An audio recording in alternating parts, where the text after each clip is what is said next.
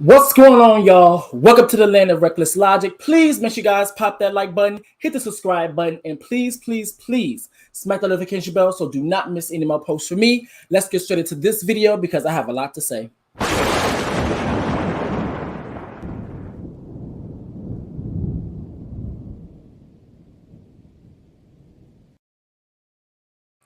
Alrighty, guys. Alrighty, so let's get straight into it. But before I actually get straight into it, first off, you guys already know why we're here. You can already tell by the title of this video. But before we actually get started, I know for a fact I will be playing some videos. I probably have different sources, and I kind of go off the cusp when it comes down to my videos. So I will be having my fair use and explicit content disclaimer. So I'm gonna play that, and then we're gonna get straight into this video. Let's go.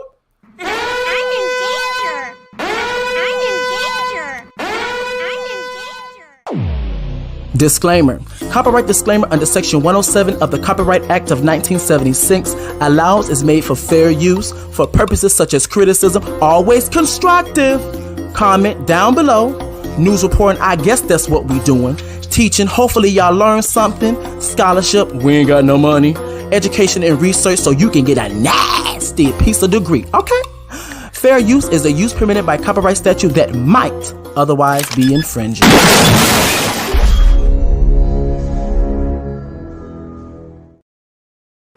Okay, so let me share my screen. Actually, before I even get started, because for the last couple of times, I've been almost forgetting. So let me put my banner up before I even go. Okay, let me put my banner up, baby. Damn. All right, come on, let's get straight into it. How's everybody doing? How you doing today, Lisa? How are you doing today, Taylor? All right, so first things first, we will be talking about Cardi B. So Cardi B pleaded guilty on 2 misdemeanors to my knowledge, but however, I will be reading an article, and I also will be sharing my screen, and we're going to get into some things. All right, so first off, keep in mind too, I have a lot of things I will be going through, so y'all bear with me. I really will be breaking this stuff down. Okay, let's get straight into it. I believe this is the article right here. Let's see. Bam! And another thing as well, y'all. Remember, y'all, it's Mercury retrograde, so my computer acting funny. If I start glitching or whatever, you already know. Don't blame it on my hard work. Blame it on the Mercury, okay? That's going to be a new thing over here. Just blame it on the Mercury. All right, so let's get straight into Cardi B. So this particular article is from Hip Hop DX. All right, so the title here says, Cardi B accepts plea deal in strip club assault case. Now, this particular case happened in 2018 between the 2 bartenders, I believe Jade and Batty G. So let's get straight into it, y'all.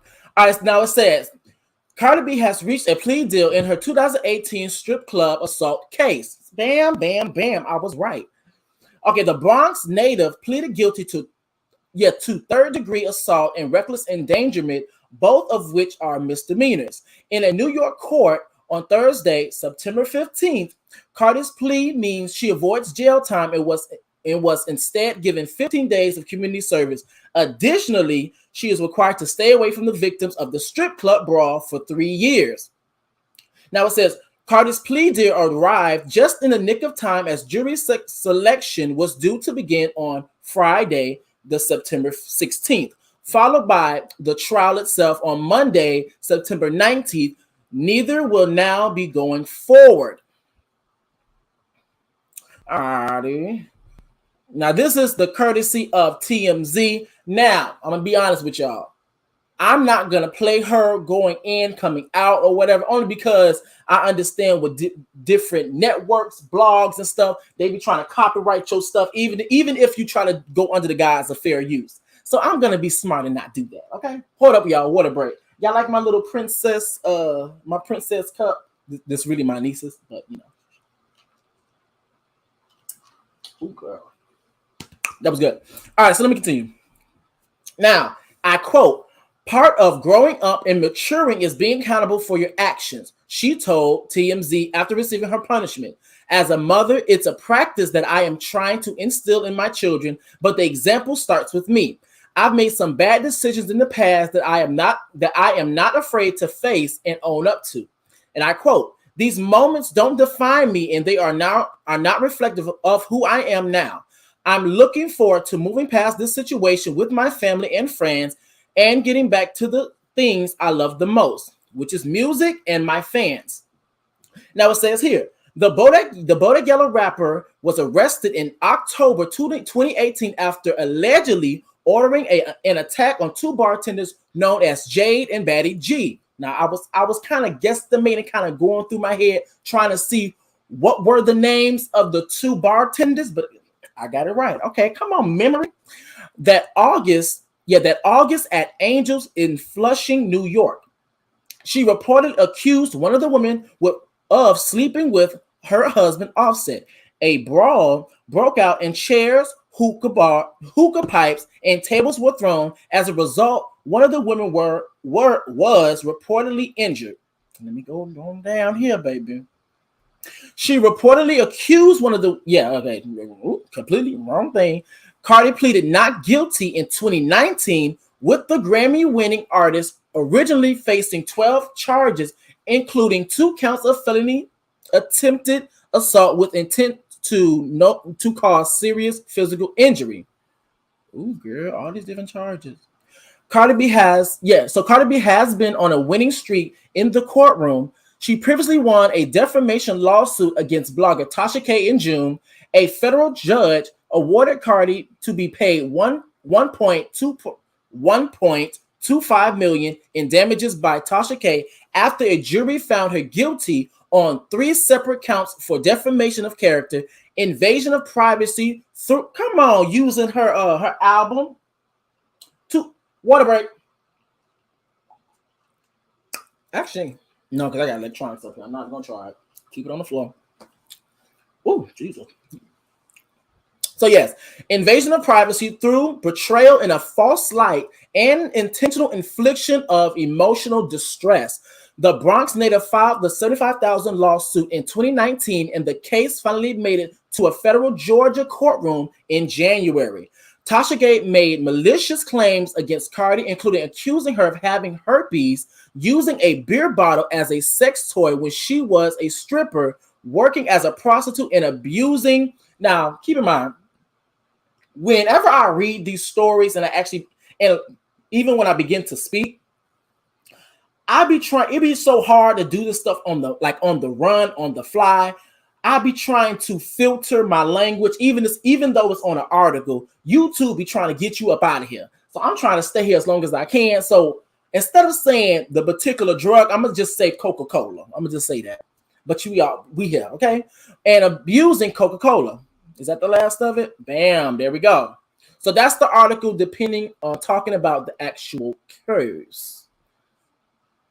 So let me go back to the stream, y'all. Let me see what you guys are saying. Hey, what's going on? How are you guys today?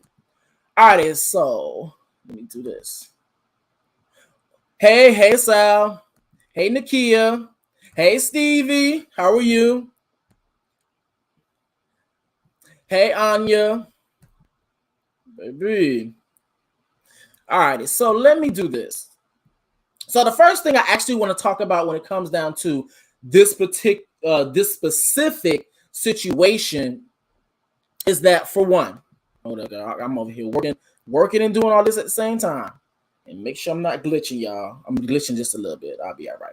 Make sure you guys thumbs up this video. So the first thing I do want to say when it comes down to the Cardi B situation is that I'm kind of shocked. I'm kind of shocked that she actually got off. I'm kind of shocked that she was able to get, I guess, actually be free. Now,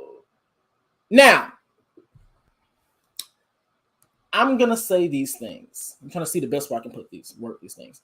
I'm gonna say these things. I believe, now I could be wrong, but I believe that we have seen growth and maturity when it comes down to Cardi B.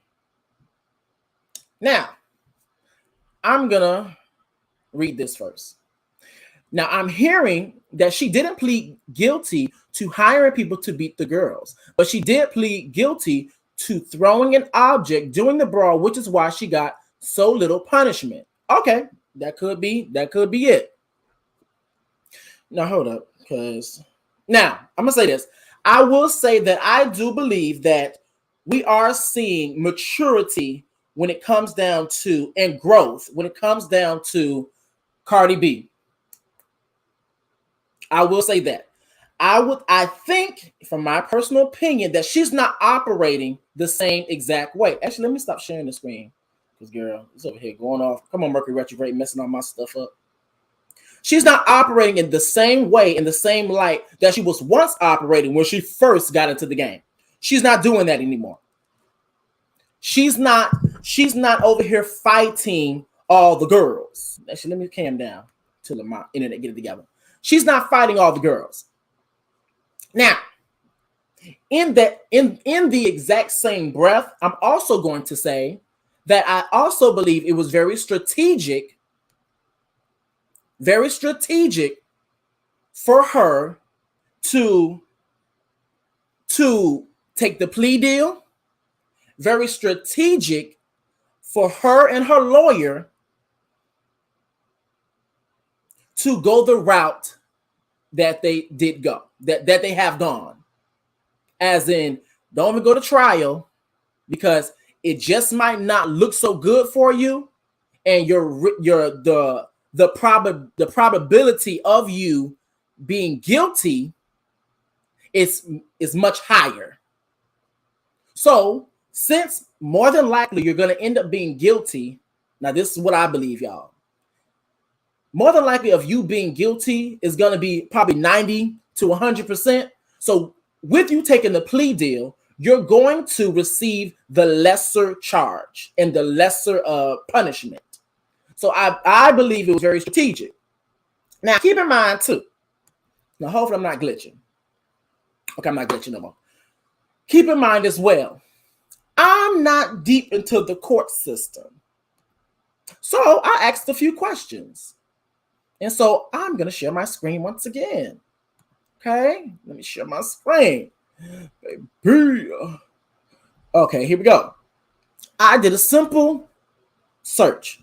Why do people take plea deals? Now it says here, plea bargaining is prevalent for practical reasons. Defendants can avoid the time and cost of defending themselves at trial, the risk of harsher punishments, and the publicity a trial could involve.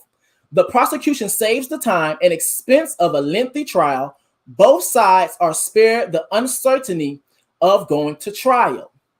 All righty, I did that. And then I kind of went down as well. Why do defendants accept plea deals, plea bargains? Criminal trials are often in the headlines. By accepting a plea bargain, defendants often avoid dragging their own reputation and their own families through what can be embarrassing situation. Essentially, it is easier to stay out of the public's eye when the defendant can avoid going to trial. All righty. I was like, okay, it's making more sense. Then I also did this. Who benefits from a plea deal?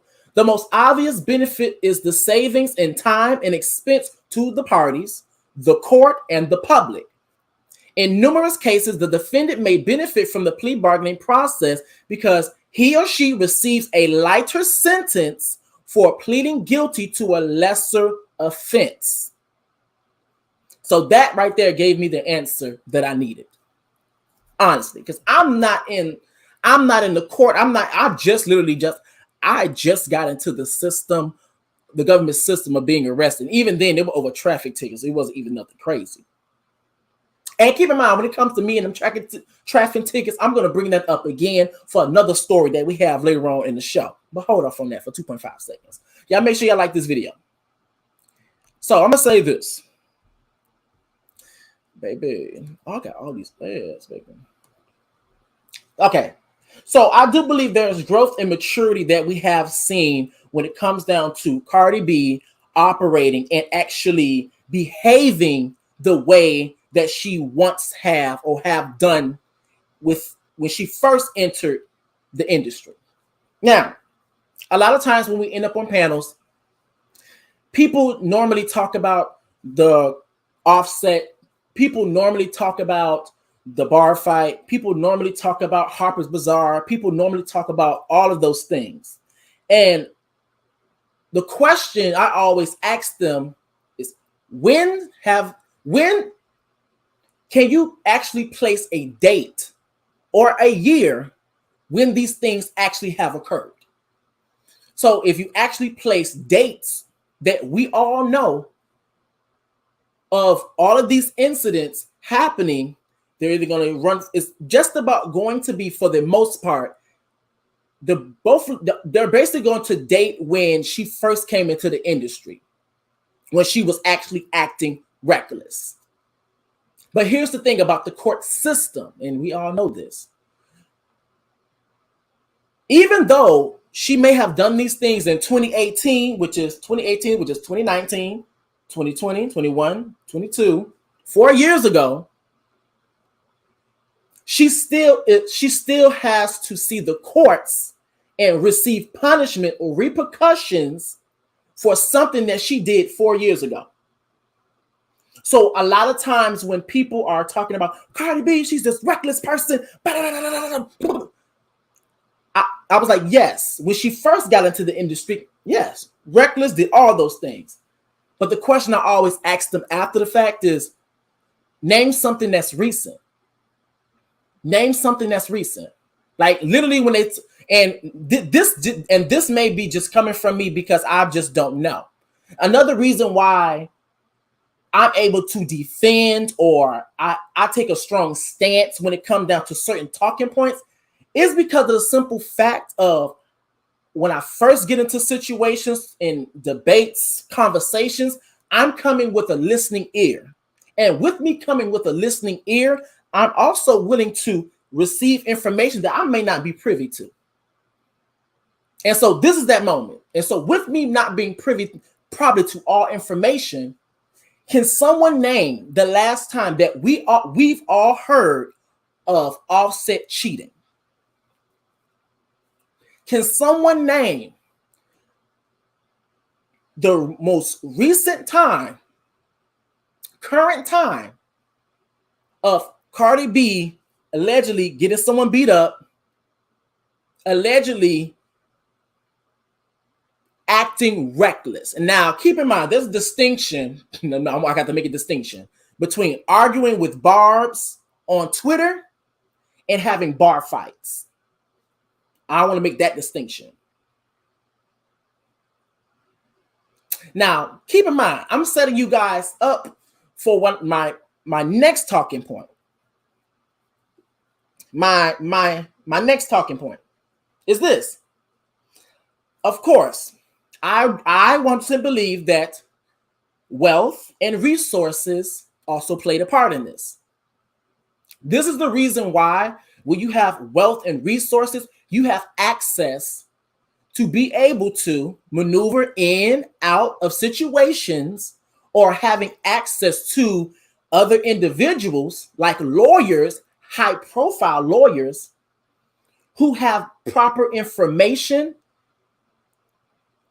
and have the ability of being A1 at their job, their career, to be able to get you out of situations the best way possible, because that's the lawyer's job. Even now, some lawyers will even take clients that they know committed, I can't even say the word on this platform, have committed some gruesome crimes, but however, since they were hired to defend their client, they're going to do so the best way that they know how. So yes, I do believe that having access and wealth and resources most definitely played a part in this process. I will say that. Now, next thing I'm going to say is this.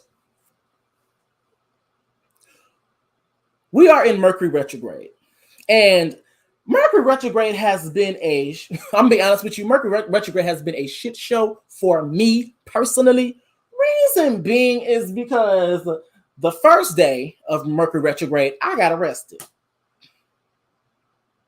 Second day of Mercury retrograde, my Instagram ends up getting hacked. The third day of Mercury retrograde, somebody that I know I'm very close to ends up getting arrested too. Baby. Crazy. And one of the things that I have learned about Mercury retrograde is that, for one, the Santa Claus song, well, I kind of knew this for a little minute now, but for the Santa Claus song, it's actually referring to Mercury retrograde. Naughty or nice. Now, I may not have been a shitty person when it comes down to mistreating people. I may not have been a shitty person when it comes down to believing I can do things to certain people and get away with it. But on an energy level, I have actually been operating at a lower frequency. And this is something that conscious broke down to me, because I was wondering, I'm like, I haven't done anything to nobody. I've been to myself. I've been focused. Like, I've been doing my own thing. Why is it like I'm just getting shitted on at this time? And he told me that it's an energy thing. You have been operating at a lower frequency because you've been extremely stressed. Let's also keep in context. The family member literally just passed. So I was already operating it for a long time. And I would say I had my moments here and there. I just had a moment like earlier today. I operate at a lower frequency because I'm sad. And then sometimes I'll probably feel like, am I depressed? Am I not? I go through those range of emotions, operating at a lower frequency. And then before that family member actually ended up passing, I was the full-time helper, assistant, and I wasn't working.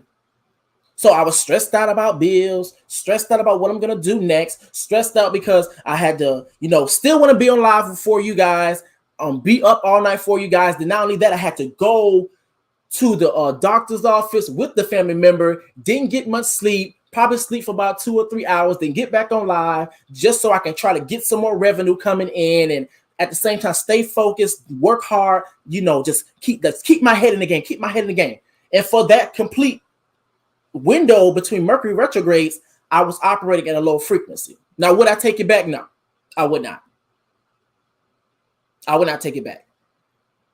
So he broke it to me down this way.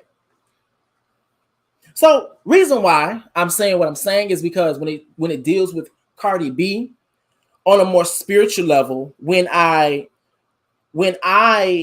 got a better understanding about Mercury retrograde, I put some things in perspective. My fault. Sorry.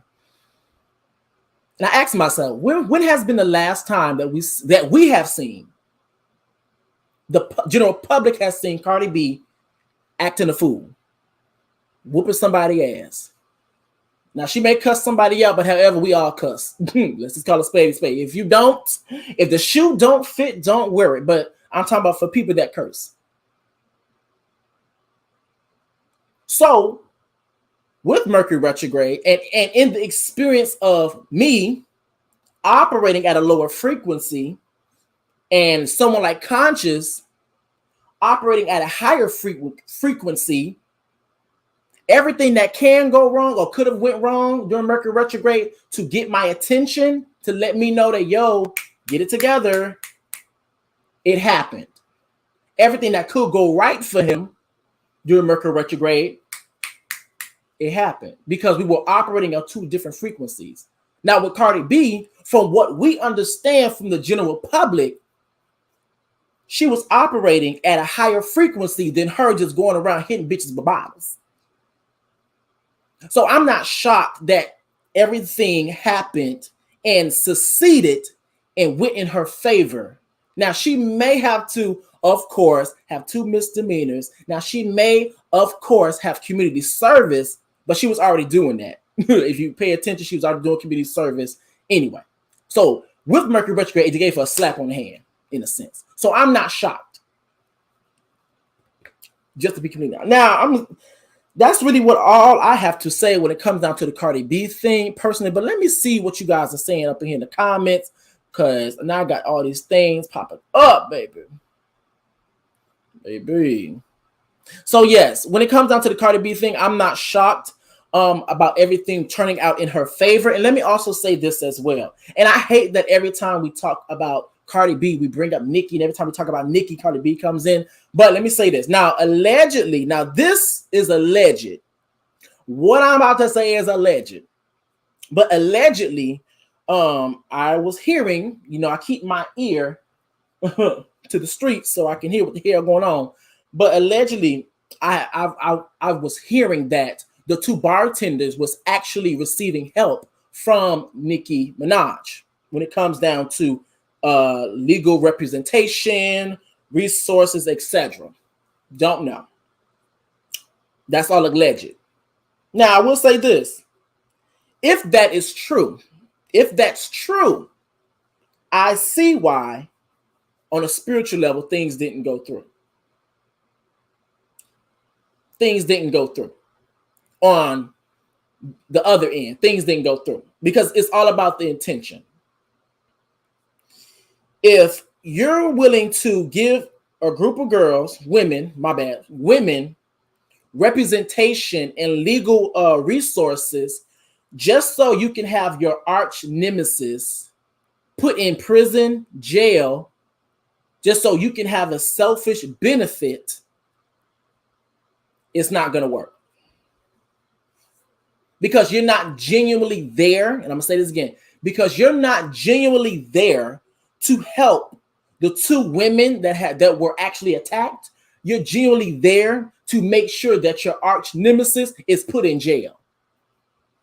Your intention wasn't on the two women that were attacked. Your intention was on Cardi. So if that is true, I see why it did not go through. Yes, come on, Dr. Seuss. I'm over here rapping. All right. So let me say this. Let me go to a few comments. I'm gonna go to my next thing, baby. Okay, so it says here. So Sal says, I don't believe that Cardi changed. She knew that this court date was coming, so she was advised to be quiet. Okay, I can understand that. Let's see. They are saying now that Offset did Sweetie. Now, I don't know. I really don't. I don't know. When it comes down to that, I don't know about that. I don't know about that.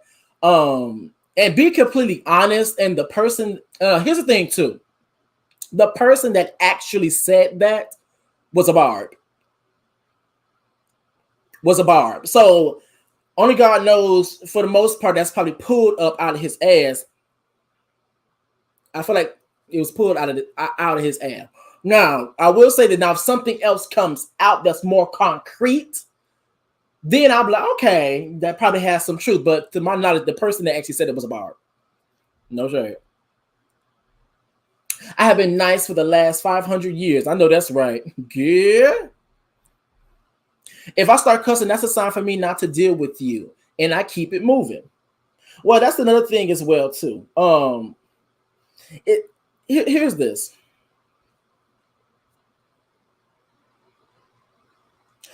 When it comes down to the whole Cardi B thing, let's be very clear. This is another reason. Okay, so let me say this. This is another reason why, for me personally, I do not want to be in a relationship until I am whole. Until I am fully whole. And if not fully whole, very close to be. Because people have this codependent, warped version on what they believe what love is. I'm going to tell you. You know what love is? Self-love. You know what love is? For yourself. You know what love is? Showing yourself love. That's what love is. And you know what? When you have self-love, everything else will be in a line. Everything else will line up perfectly. And I believe, this is me talking, I believe that a lot of times,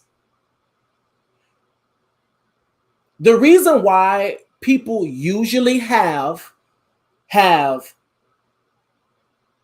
certain situations happen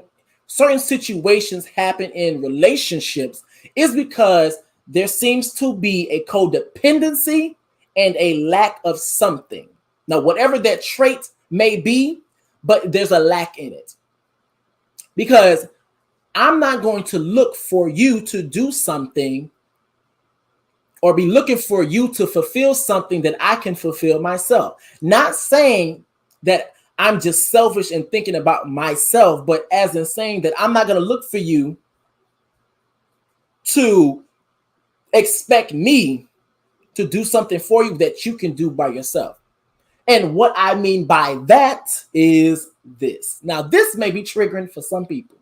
Let me tell you, this is where I want to be when it comes down to being in a relationship. I've said this before on this platform. I believe I want to get to a point to where if I'm with somebody, my partner, and somebody else is trying to get with my partner, trying to sleep with my partner, trying to be romantically involved with my partner, I'm not going to get mad. I'm not going to get mad. I'm not going to stop it. Because here's the thing, and I know this part going to be triggering for people that don't get it or don't allow me to finish the statement. But here's the thing. Why do I have to stop you from doing something that you're going to do regardless? That you're going to do regardless. Because my thing is this. If you can take my partner from me, then the person was never for me. Why am I going to try to be a fence 24/7 trying to keep you from cheating if you're going to do it regardless? Because guess what? I don't want you to stay faithful to me because of me. I want you to be faithful to me because of you, because that's what you want to do. Not because I'm here and I'm trying to prevent you from doing it, like oh no, you can't talk to him. Oh no, you can't talk to her. You can't do this. Not because I'm here stopping people from doing it. No, because you have that will and we have that same communication and understanding. Because and plus I always say this all the time too. People always talk about communication being key, but I also add this factor in as well. We can have communication skills and it can be 100% up to par. But a part of communications is also comprehension. Because guess what? If I'm speaking English, but you understand Spanish, we're never going to get an understanding. Ever. Doesn't matter how hard we try. So for me, if you're trying to get with my partner, okay, try it. Because I want you to be with me because that's what you want to do, not because what I'm forcing you to do. And I believe, this is my theory, I could be wrong. I believe that, I'm going to say from my personal experience, I came up with that theory and came up with this conclusion in this stage of my life. This compartment of my life, okay? Hold on, y'all, water break. My mouth's getting dry.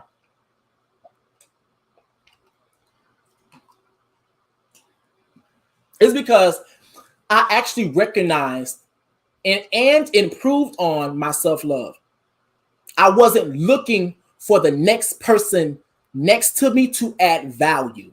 When I was in high school, I wanted a relationship so bad. I want a relationship so bad. I want a relationship so bad. I want to do this. I want to do that. I need a man. I need this. I need that. I was codependent.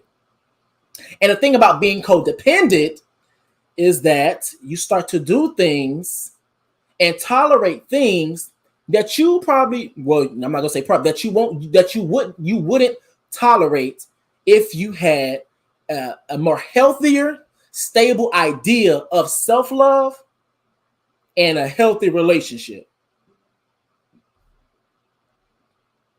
So once I got out of that mind space of I need to be in a relationship, and I started working on myself, and I was okay with that, content with that, appreciated that, my viewpoint and the lens of the way I actually viewed life completely changed. Now, I'm also going to put this disclaimer. There is a distinction between you trying to get with my partner, and it's up to them whether or not they're going to do X, Y, and Z. And You get with my partner and they done told you no about 4 or 5 times. Now, if my partner done told you no 4 or 5 times, now that's when I'm gonna step in and then we gonna have some issues. They done told your ass no. Just saying. But that's my whole little thought process. So when it comes down to Cardi B and her attacking, being around these 2 bartenders, first and foremost, and that's another reason about the self-love or having a healthier idea of love is you wouldn't go after the women. The women do not owe you anything.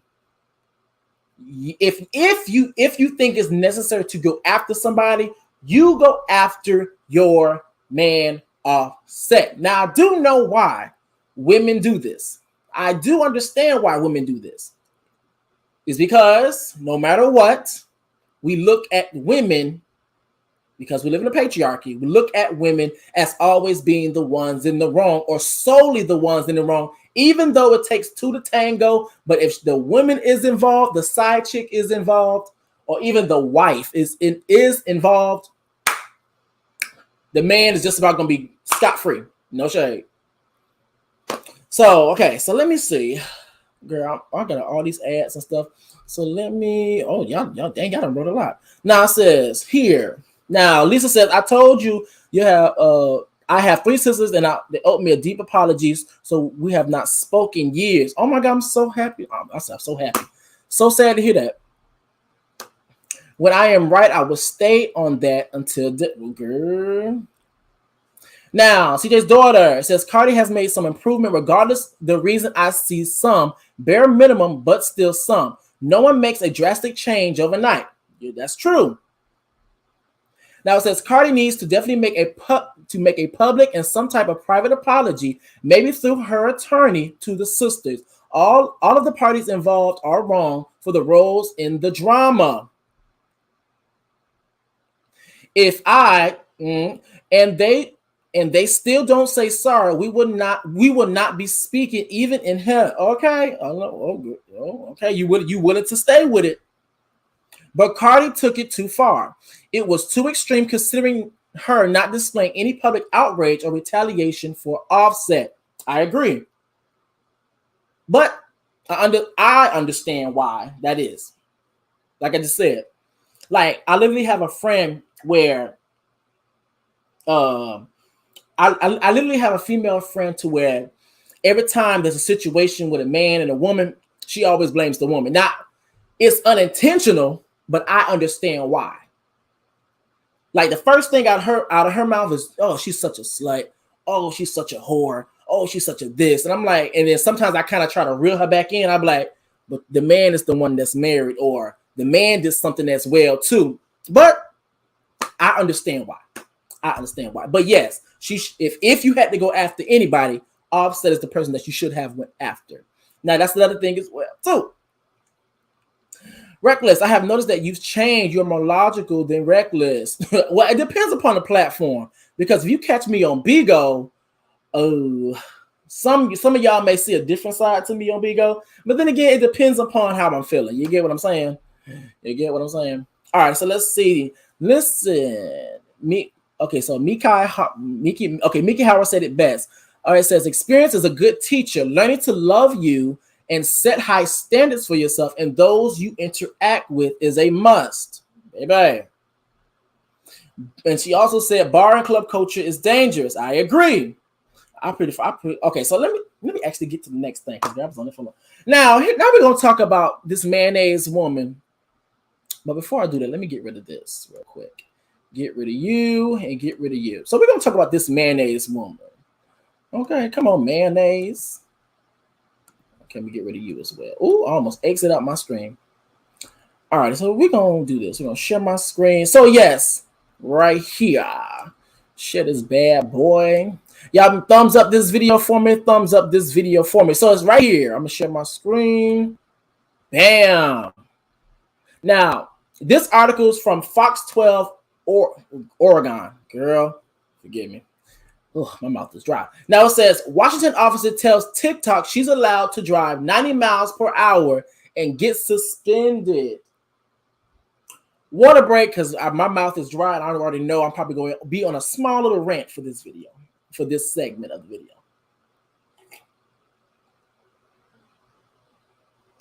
Oh, water is good. Do that. All right, let's go down. So this is the woman right here.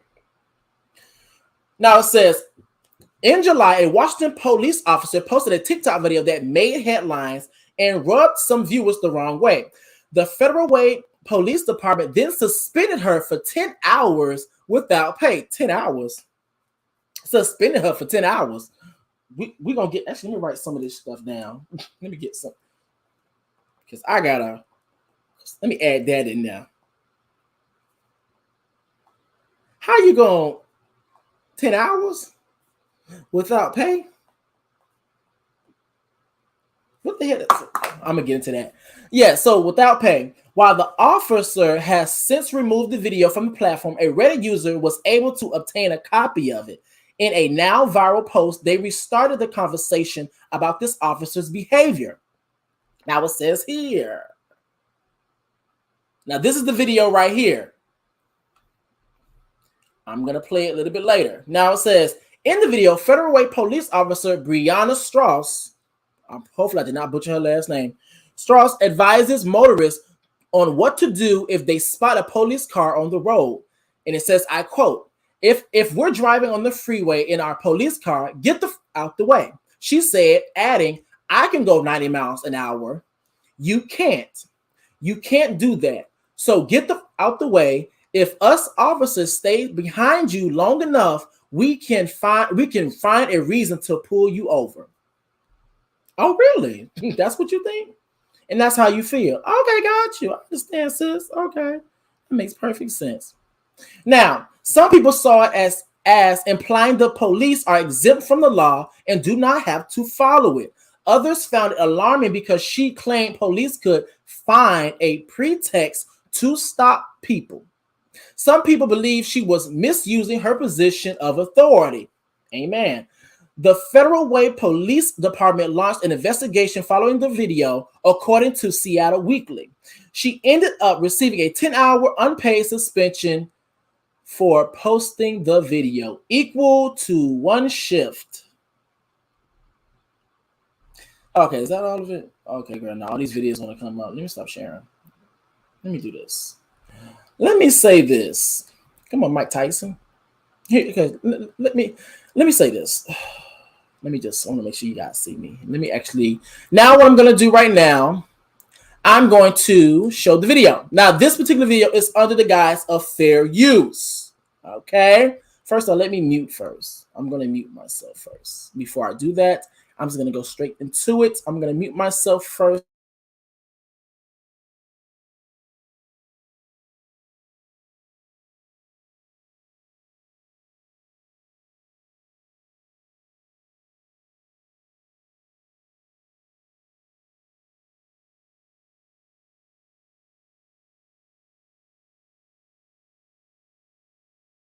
PSA to everyone out there.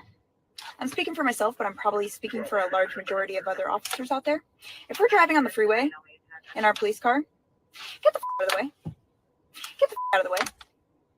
If you merge and we follow behind you and we merge too, you're probably in trouble. Best way to find that out is get the out of the way. I can go 90 miles an hour. You can't. You can't do that. So get the out of the way. If us officers stay behind you long enough, we can find a reason to pull you over.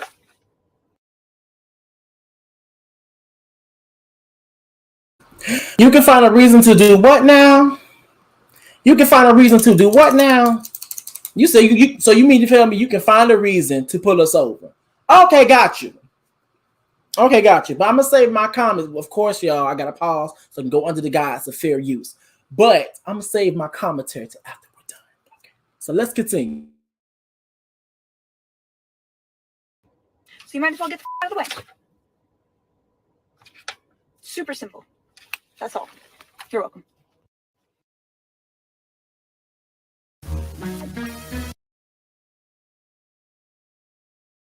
See, I didn't even know the video had ended right there. So let's be clear. It's something else I want to share as well.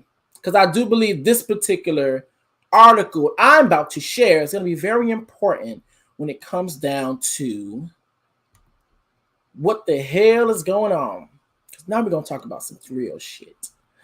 Let's get straight into it. Oh, girl, I'm pressing it. I almost left my own studio. There we go. Come on, Mercury retrograde, messing everything up. Girl, how the hell? Dang, I got all the way up here.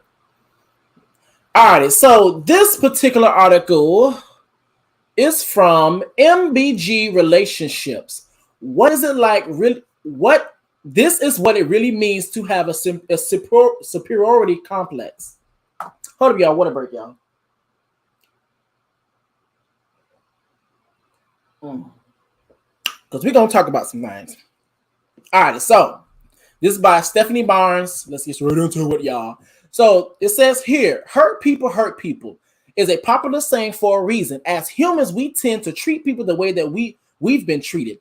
And whether it's intentional or not, the way we feel about ourselves often plays into how we interact with those around us. When we truly content with who we are and the lives we've created, it's easier to support and cheer for others. However, when we are dissatisfied, seeing ourselves thrive may be difficult. There might even be a burning desire to minimize and undermine others to make ourselves feel better, also known as a superiority complex. Let's continue. What does it mean to have a superiority complex? Now it says a person is said to have a superiority complex when they have an overly exaggerated, confident, or inflated view of themselves. As a result, this may cause them to treat others in ways that are condescending and demeaning. Although they don't always have self-awareness to know this is how they are coming across to people. According to licensed mental health counselor Haley, Sheriff S. I'm gonna say S. So Haley S. M. So M. Ed. All the different licenses she got, girl. I'm not gonna go through all that. Now it says here, the term was originally coined in the early 20th century by psychologist Alfred Adler, who believed the complex to be a way of hiding low self-esteem, feeling of inadequacy, or not feeling good enough. Now it says here, I quote, I got all these ads coming up. Superiority complexes usually are defense mechanisms that come from deep personal insecurities, shame, and feelings of being inadequate in some way. Because shame is such a distressing and uncomfortable emotion. Hold on, let me write this down because I just thought about something. Man. All right, so uncomfortable emotion. A person may use their defenses to hide these feelings from others, deny them in themselves, and avoid having to experience them. The S explains, okay? Notably, a superiority complex is not a clinical mental health diagnosis, but it can be theoretically. I don't know why when it comes down to me, I think maybe because I be saying all these words like back to back to back to back, and my tongue just be like fucking shoestring. Theory, girl, I cannot get this out to save my life. I don't know why every time I get on this live and I be doing this, it be so hard for me to do this. But as soon as I get off live, I be saying everything. But we're going to get this together. Theoretically, we're going to get this together. Be treated through therapy. Girl, according to Sterling Mosley, PhD, assistant professor in the Department of Human Relations at the University of Oklahoma. Let's go down. Common signs to look out for. Now, 1, the need to be in control. It's not uncommon for someone with a complex to try to force people to do what they want, says counseling psychologist and psychotherapist Shagun. Come on, Goon. Shagun Mara, M, whatever. If somebody refuses, they may respond with aggression because they feel challenged. For example, among students doing a group project, someone with a superiority complex would likely be the one who always trying to delegate tasks and be the leader, even though everybody has the same responsibilities. Now, actually, I'm going to go point by point and talk about this. Now, this is where we're actually going to get into the conversation of, now let me go back to my stream side of things so I can see what the heck y'all saying, okay? So, when it comes down to, she's talking about retrograde. Retrograde, okay, I know that's right, because baby, when I tell you, and I be trying to get these words out my tongue, girl, what they say is going to mess up your communication, so I guess. All right, so the need to be in control. Now, I think that's very interesting, especially when it comes down to this specific situation of the police officer and her sentiments and her statements. It's very telling because the need to be in control, like it said from the article, is a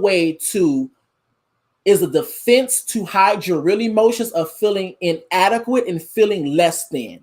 Now, one of the things that I actually wrote down that actually when I read this particular article right here, right now on the spot, y'all saw me writing it, I wrote down that she's a woman. She's a woman. And that also adds a layer of context. Now, if you ask a lot of people who have come in contact with anybody from the police force, SWAT, FBI, military, this is how I know this, military, whatever. It's a common theme that people always say that the women are usually worse than the men. Now, reason being is because women have to work 20 times harder in presenting themselves as authority figures to get respect. And so going through the process and the procedures of going through academies, going through interviews, going through whatever the process may be. Since we live in a patriarchal system and women's in a woman's job in this particular patriarchal system is to be oppressed, you're going to have more obstacles to get over, to jump over. You're going to have more hurdles to jump over. And so with that being said, some women more than likely will feel inadequate, will feel less than. And then when they get in these positions of power, they have to go extra hard or go the extra mile. You get what I'm saying? Hopefully I'm not losing y'all, okay? Hold on, let me go down. All right. Now, 2, an overarching belief that you're better than others. This doesn't mean that if you know you're better than your friend at taking care of plants, you have a superiority complex. However, if you start to believe you're not only better than your friend at taking care of plants, but everyone around you, even professional. Okay, so we're going to get this together because, girl, my tongue is already fucked up. But we're going to get it together, okay? We're going to breathe. 1, 2, 3. Horticulturalist. I think I did that right. You could be dipping into self-inflation or grandiosity about some skills or talents is normal, especially if we really are good at them. But believing oneself to be superior because of increased skill or talent can be an indication of growing narcissism, Mosley says. What's going on, everybody in the chat? Now, here's the thing. Oh, y'all, my lips, I try, y'all. Now, I thought that was very interesting as well. An overarching belief that you're better than others. If you actually take the statement of what I believe her name is Brianna, of what Brianna said, she literally said that if we're in the way and we're in the if we're in the lane and you see us, get out the way. Just get out the way. Why should people have to get out the way if they're in the lane? Why should people have to move left, move right if they're in the lane as well too? So that really speaks volumes. Now let's continue. It's going to be kind of a long article. Now it says epic displays of anger or contempt when others don't recognize your talent or skill. Sure, We all go through moments when we feel upset or hurt that someone overlooked an important achievement or ignored something we've created. But for someone with a superiority complex, it's a lot more intense. Now it says, I quote, for those with superiority complexes, normal annoyance or yearning for recognition devolve into cantankerous criticism and tirades at worst, or biting arrogance toward those who don't recognize them as great as at best. Mosley says. Let's continue. I kind of have to get through this article. Now, 4, inability to take criticism. The inability to take criticism or suggestions for change can be a personality trait. But in those with superiority complexes, this is never an instance where they believe criticism could be helpful, valuable, or even true. The growing sense of grandiosity, we're just gonna pray for that word, y'all. Grandiosity makes taking correction or accurate self-appraisal difficult. Number 5, persistent low self-esteem. Now, this actually goes hand in hand with kind of what I said when it came down to her being a woman. Not saying that just because she's a woman, she's automatically going to have low self-esteem, but however, being in a male-dominated force, that could be a factor. That could play a factor. Although it might be counterintuitive, those dealing with a superiority complex will often have underlying feelings of low self-worth that are actually at the heart of their behavior. There are often deep feelings of inferiority, girl, we're going to pray for my tongue, and pain that never seem to go away. Baby. Now this one is a good one. Feelings of entitlement. Mosley says that someone with a superiority complex will often feel by that virtue of their presence in the world, they are entitled to more love, attention, and recognition than the average person. Many times they attach this to some skill or trait they believe is more valuable than others. For example, a woman may become convinced that she deserves a promotion at work over her more productive co-workers because she is more beautiful or intelligent than her co-workers. Despite her co-workers having produced more measurable results in recent project, he adds. Now here's the thing. Let's get straight into it, y'all. Now, what causes a superiority complex? While there isn't a single root cause, there are identifiable links between certain life occurrences and the development of a superiority complex. Our childhood experiences, particularly the things our parents did or didn't do, play a significant role in shaping who we become between the ages of 5 and 12. Children become seeking validation, and this stage of development requires careful navigation since one of the most common links to a disruption is a child's early identity formation. For example, a child may experience trauma related to their ability to draw well, and other kids or caretakers laugh at the child's artistic skills. While some children may deal with this through retreating into themselves, another child may develop an inflated sense of themselves to compensate for feelings and inferiority. Mosley tells MBG. Now, this person may have also grown up in a home where the parents showed favoritism or had a golden child who was showered with validation and praise in exchange for achievements. Their superiority complex therefore becomes a way of giving themselves the validation that's been withheld. Baby. Now we're going to talk about, let me say this as well, is that this is the reason why a lot of times when you probably engage with certain cops, certain people that may have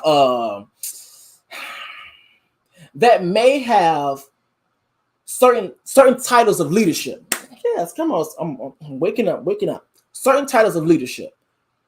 This is the reason why when you see a cop in particular, specifically, when you see a cop acting up and they like, give me this, give me that. I feel like I can do this. I can feel like I can do that. The first thought that usually comes to people's head is that, oh, I can tell. when he was growing up or when she was growing up, she was bullied. So you were bullied, you were mistreated. So now that you're in a position of power, this is where the superiority complex comes in, because now you are acting out your abuse or you're acting out your trauma. And then not only that, your title is giving you that license to do so. All righty. Now, superiority complex versus inferiority complex. The superiority complex and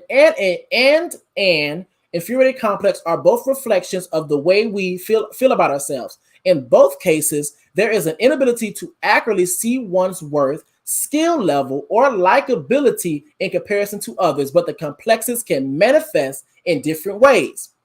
Superiority complex refers to the feeling of superiority or being better than others and having an inflated self-worth, whereas inferiority complex is the feeling of worthlessness or being inferior to others. While the former is overly confident, the latter tends to doubt their abilities. So I think that's interesting, because if we go with the theory, logic, hold up, y'all, whatever. So if we go with the theory and logic of, since this person was bullied, or since this person was picked on, or since this person went through the process of becoming an officer, and with her being a woman in a male-dominated field and feeling probably less than or feel like she's at a disadvantage, you probably had an inferiority complex. Probably had an inferiority complex. But then once you actually get into that particular field, your career of being a police officer, and once you receive that title, which is really that badge of honor, that badge of power, now you probably have a superiority complex. Now you're overly confident because now you have that title, which is a license for you to do what you want to do. You get what I'm saying? Hopefully we here. Okay? Let me continue. Additionally, someone dealing with a superiority complex may hide their feelings of low self-esteem and self-worth, while an inferiority complex might hide ambition and aspirations as the person attempts to hide their achievements. Brian Wynn, PhD, clinically psychologist and chief clinical officer of Journey Pure, says the theory of individual psychology dictates that we all are working hard to improve our skills and achieve more to overcome inherent feelings of inferiority so that we can be successful in our own eyes. Now it says here, hence a superiority complex can be a reaction to our failure to meet our own expectations, so we don't feel like failures.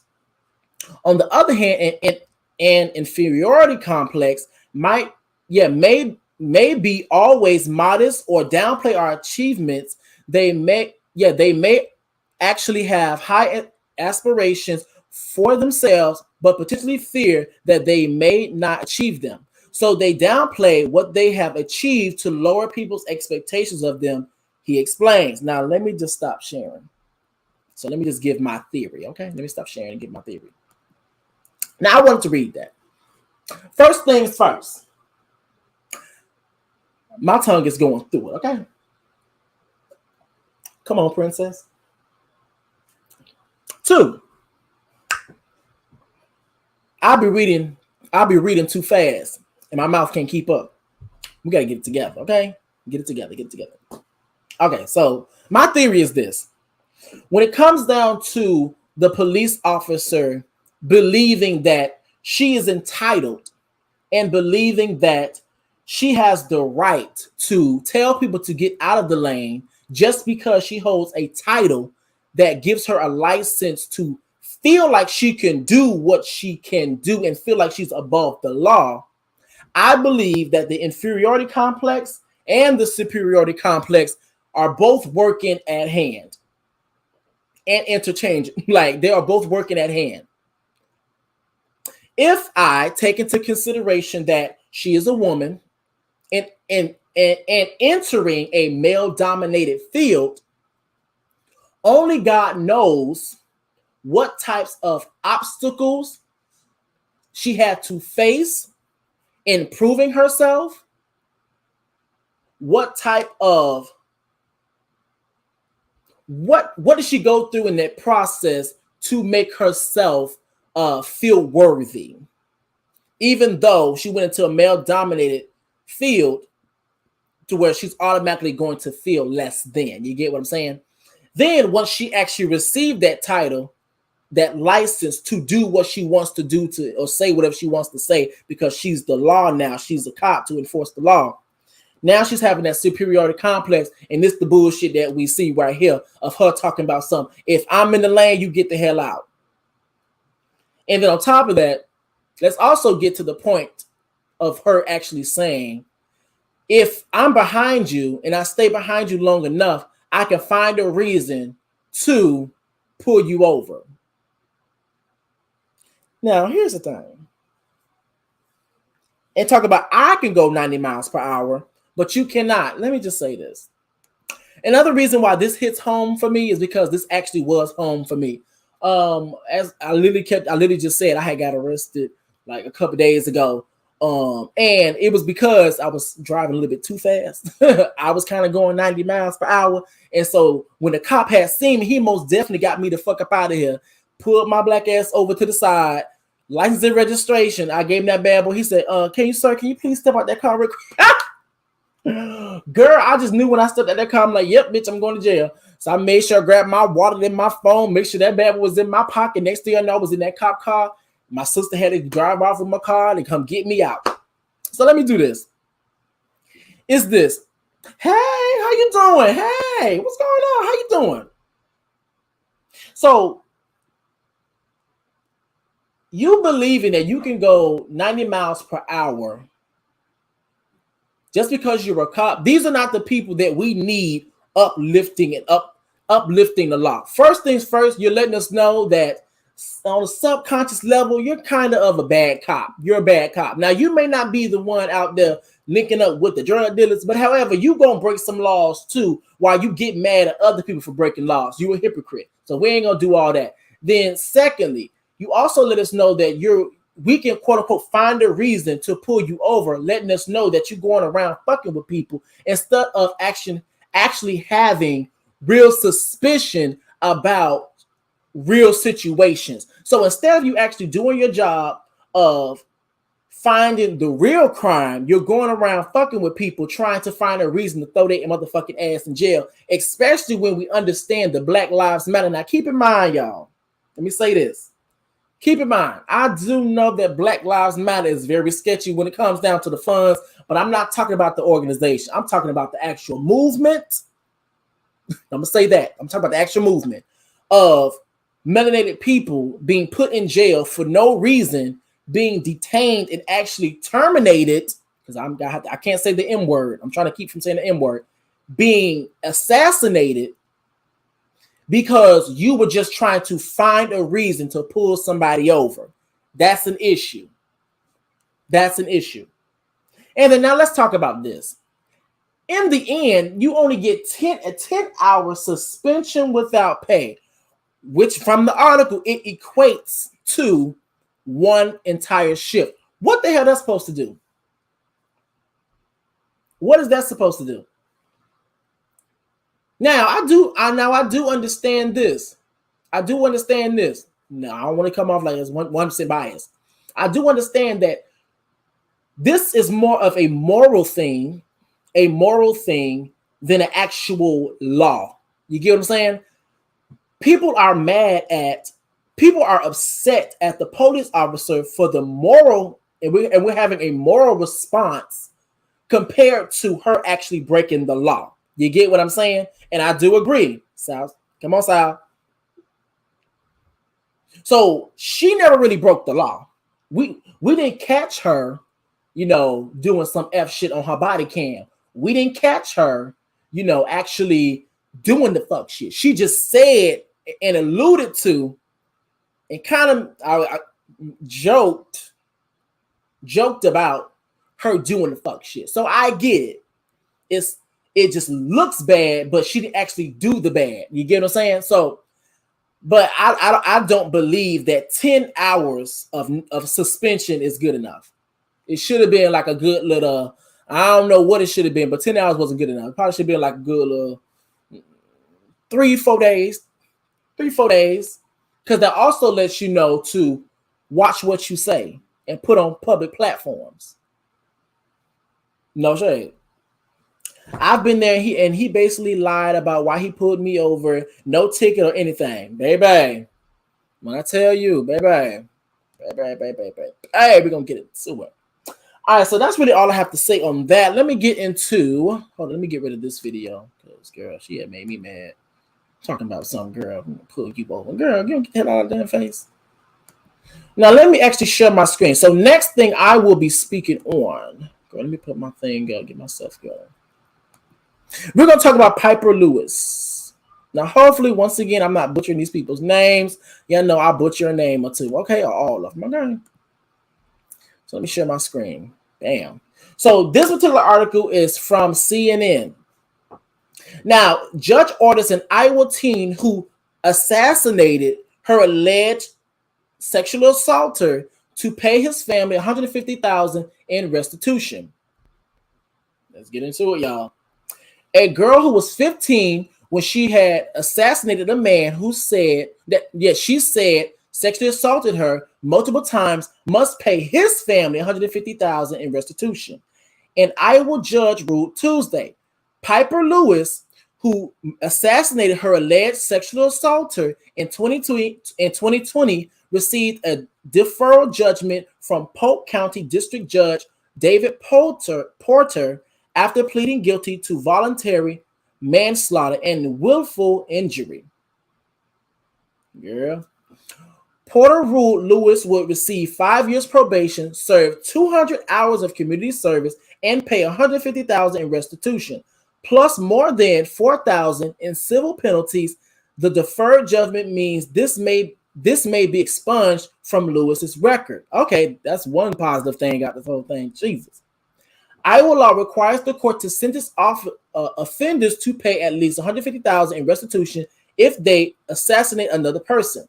A crowdsourcing campaign to cover the restitution has raised $330,000, more than double what Lewis owes. But Lewis attorneys must determine whether Iowa law would allow the donated money to be used to pay the restitution. They told Des Moines Register. Yes, so it's right here. Money collected beyond the court-ordered sum would help Lewis attend college, start her own business, and explore ways to help other young victims of sexual crimes. Her former teacher, Leland Scripe, girl, I know I'm that last name. Script S wrote at the GoFundMe page he set up. Lewis pleaded guilty in June 2021 to the assassination of Zachary Brooks. According to the plea agreement, Lewis said Brooks, 37, sexually assaulted her multiple times in 2020. She was initially charged with first-degree assassination. No, I'm going to say termination. Now, Lewis said in the plea agreement that she ran away from home several times and ended up sleeping in the hallway of an apartment complex. One man took her in, but she left when he became abusive. She wrote in the plea agreement. She said she then moved in with another man who created an online dating profile for her and arranged for men to have sex with her for money. She lived with the man who told her she was his girlfriend from April 2020 until she was arrested for assassinating Brooks, Lewis said. She was introduced to Brooks in May 2020, and he gave her alcohol and marijuana and had sex with her 5 times while she was unconscious over a 3-day period. Ooh. Hold up.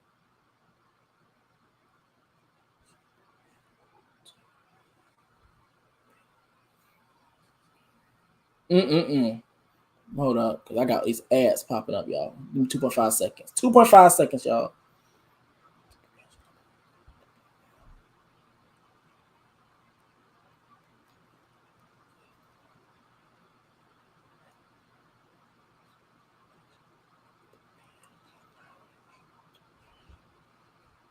Okay, there we go. Here we go. Yeah, so she was introduced to Brooks in May 2020, and he gave her alcohol and marijuana and had sex with her 5 times while she was unconscious over a 3-day period. That's a long ass time to be unconscious. Damn. She said in her plea, she said she learned of what he had done according to the plea each time she regained consciousness, and he was still on top of her. On May 31st, the man with whom Lewis lived with confronted her with a knife after she refused his order to go to Brooks' apartment to have sex with Brooks in exchange for marijuana. She wrote, eventually she agreed to go after he cut her neck, and she said in the plea, Jesus, why all these ads keep popping up? I can't even see the screen. Jesus. Okay, so yeah, she said in the plea. Now, Brooks picked her up and drove her back to his apartment where he told her to go to the bedroom. Here we go. She was forced to drink vodka shots and fell asleep. She wrote in her plea agreement, at one point in the night, she woke up and Brooks was sexually assaulting her, she said. Brooks fell asleep and Lewis went to find her clothes. When she came back to the bedroom, she saw him passed out naked, she wrote. I suddenly realized that Mr. Brooks had sexually assaulted me yet again and was overcome with rage. Without thinking, I immediately grabbing the knife from his nightstand and began stabbing him. Lewis stated in the plea agreement, I further acknowledge that the multiple stab wounds that I inflicted upon Mr. Brooks thereafter ultimately resulted in his death. In court on Tuesday, Lewis read from a statement, and I quote, "My story can change things. My story has changed me," she said. "The events took place on a horrific day cannot be changed as much as I wish I could. That day, a combination of complicated actions took place, resulting in the death of a person as well as the stolen innocence of a child. As I grow and evolve as a young woman, I feel for the victim's family. I wish what happened never did, and I truly feel that way. The healing process is inevitable. I repeat, I wish the events that occurred on June 1st, 2020 never occurred, but to say there is only one victim of this story is absurd."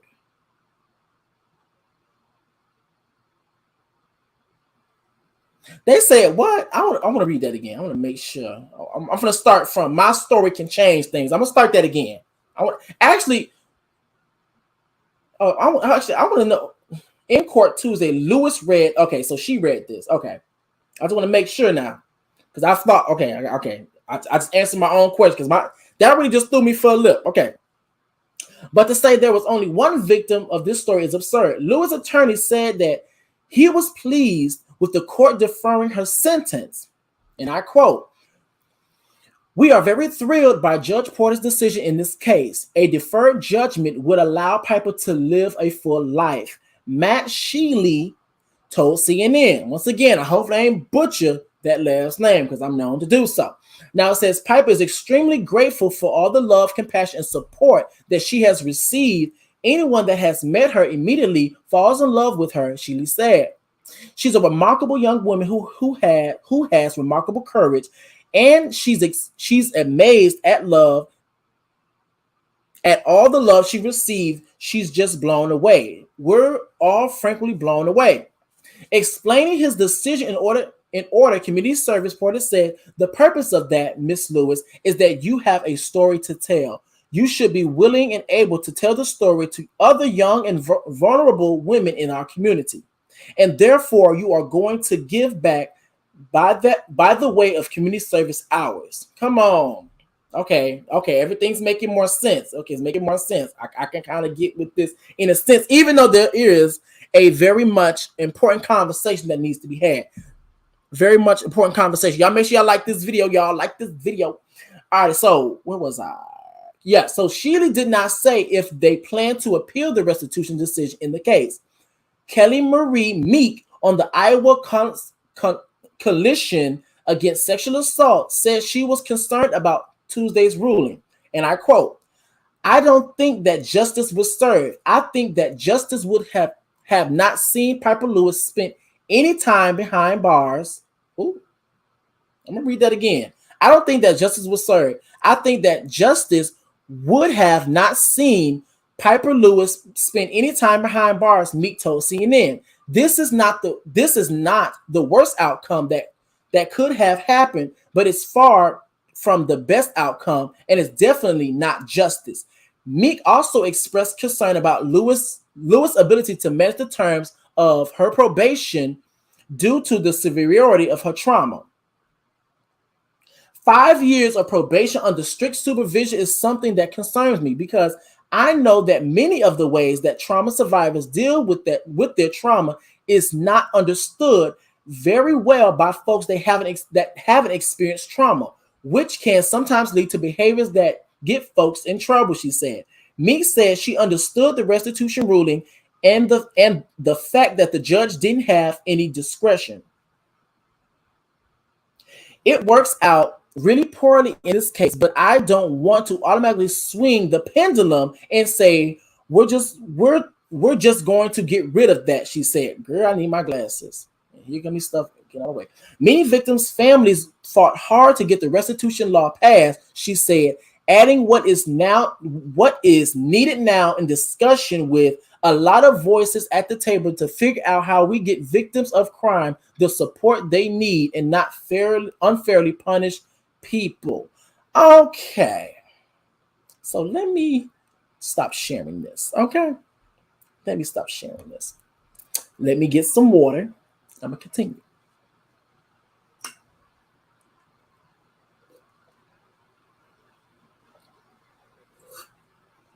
Okay.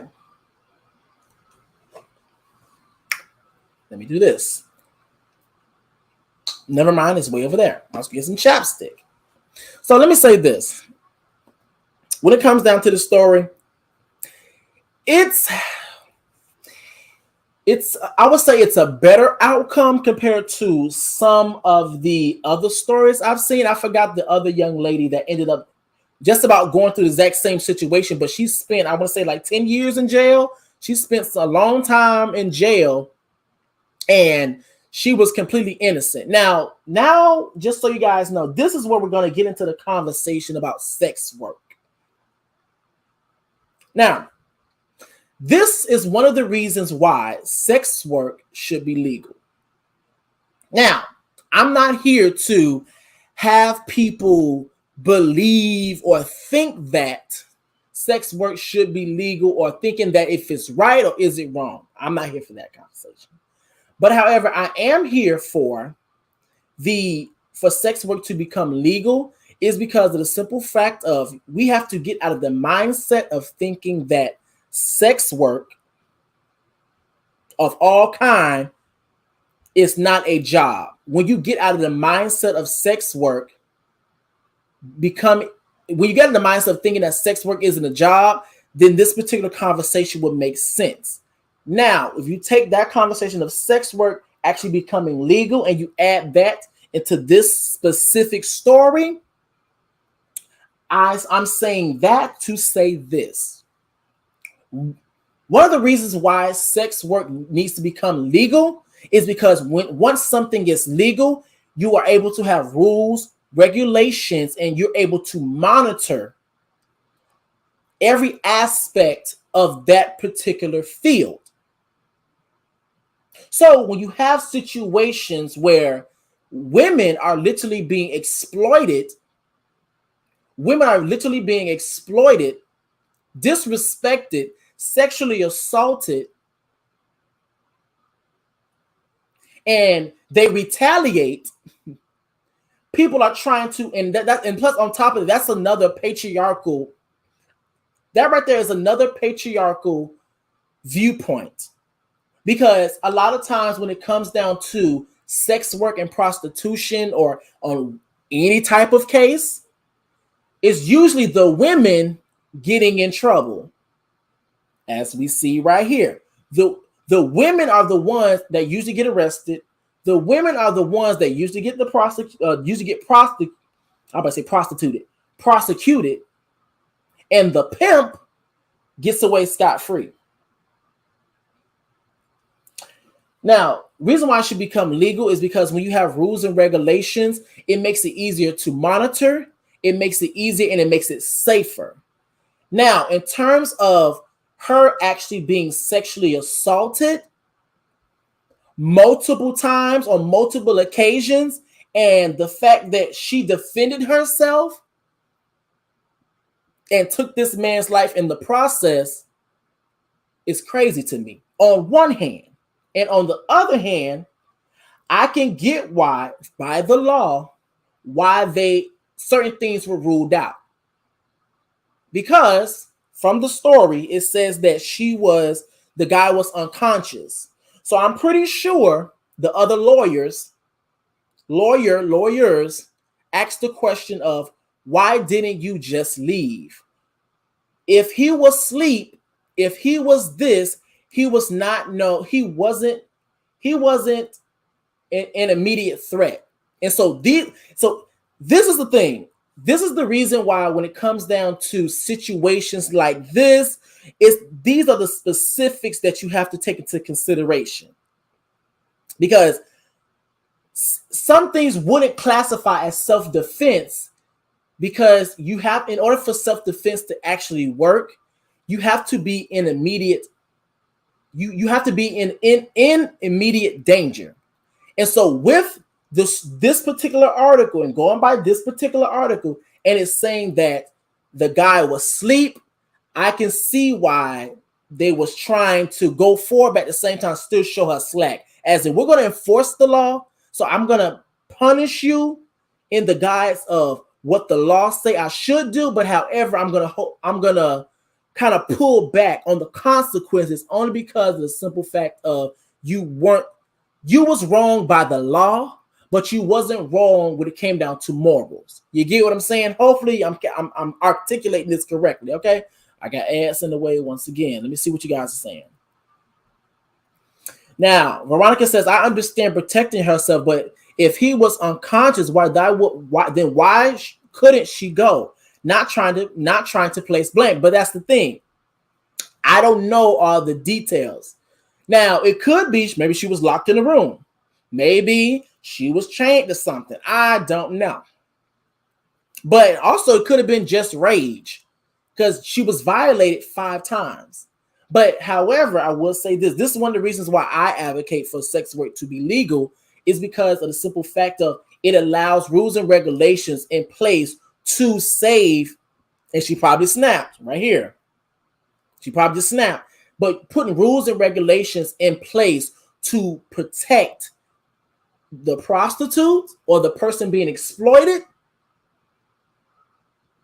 Because a lot of times in these particular fields that's actually considered work, in these particular fields, this is where, if rules and regulations were put into place, if in my thought process, now this may change because I'm still working out this whole thing.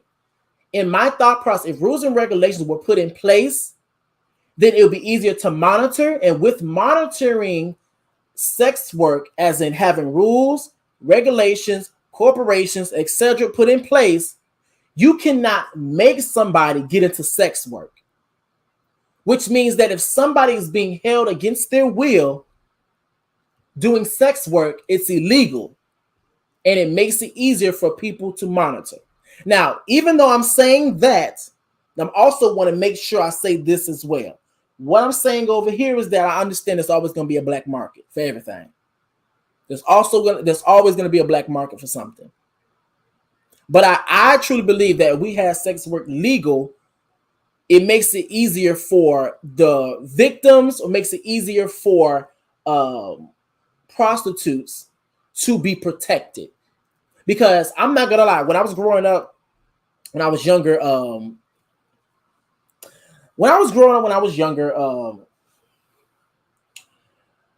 I used to make jokes about prostitutes and pimps and stuff. I'll pimp slap you. I'll do this. But I ended up going into this program. And when I was in the program, I actually was talking about human trafficking. And when they was talking about human trafficking, they actually showed us videos of real life pimps, prostitutes. It was a documentary.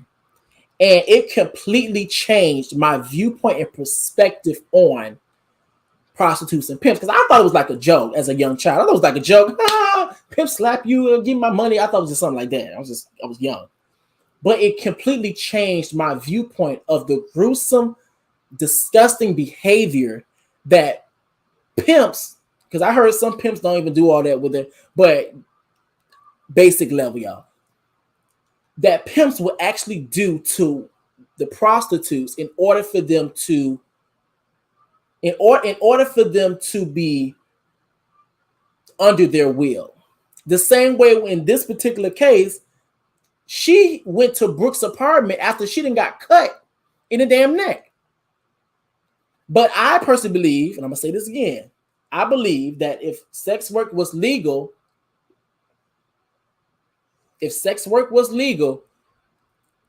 it will help prevent certain things from happening, and also protecting certain things from happening.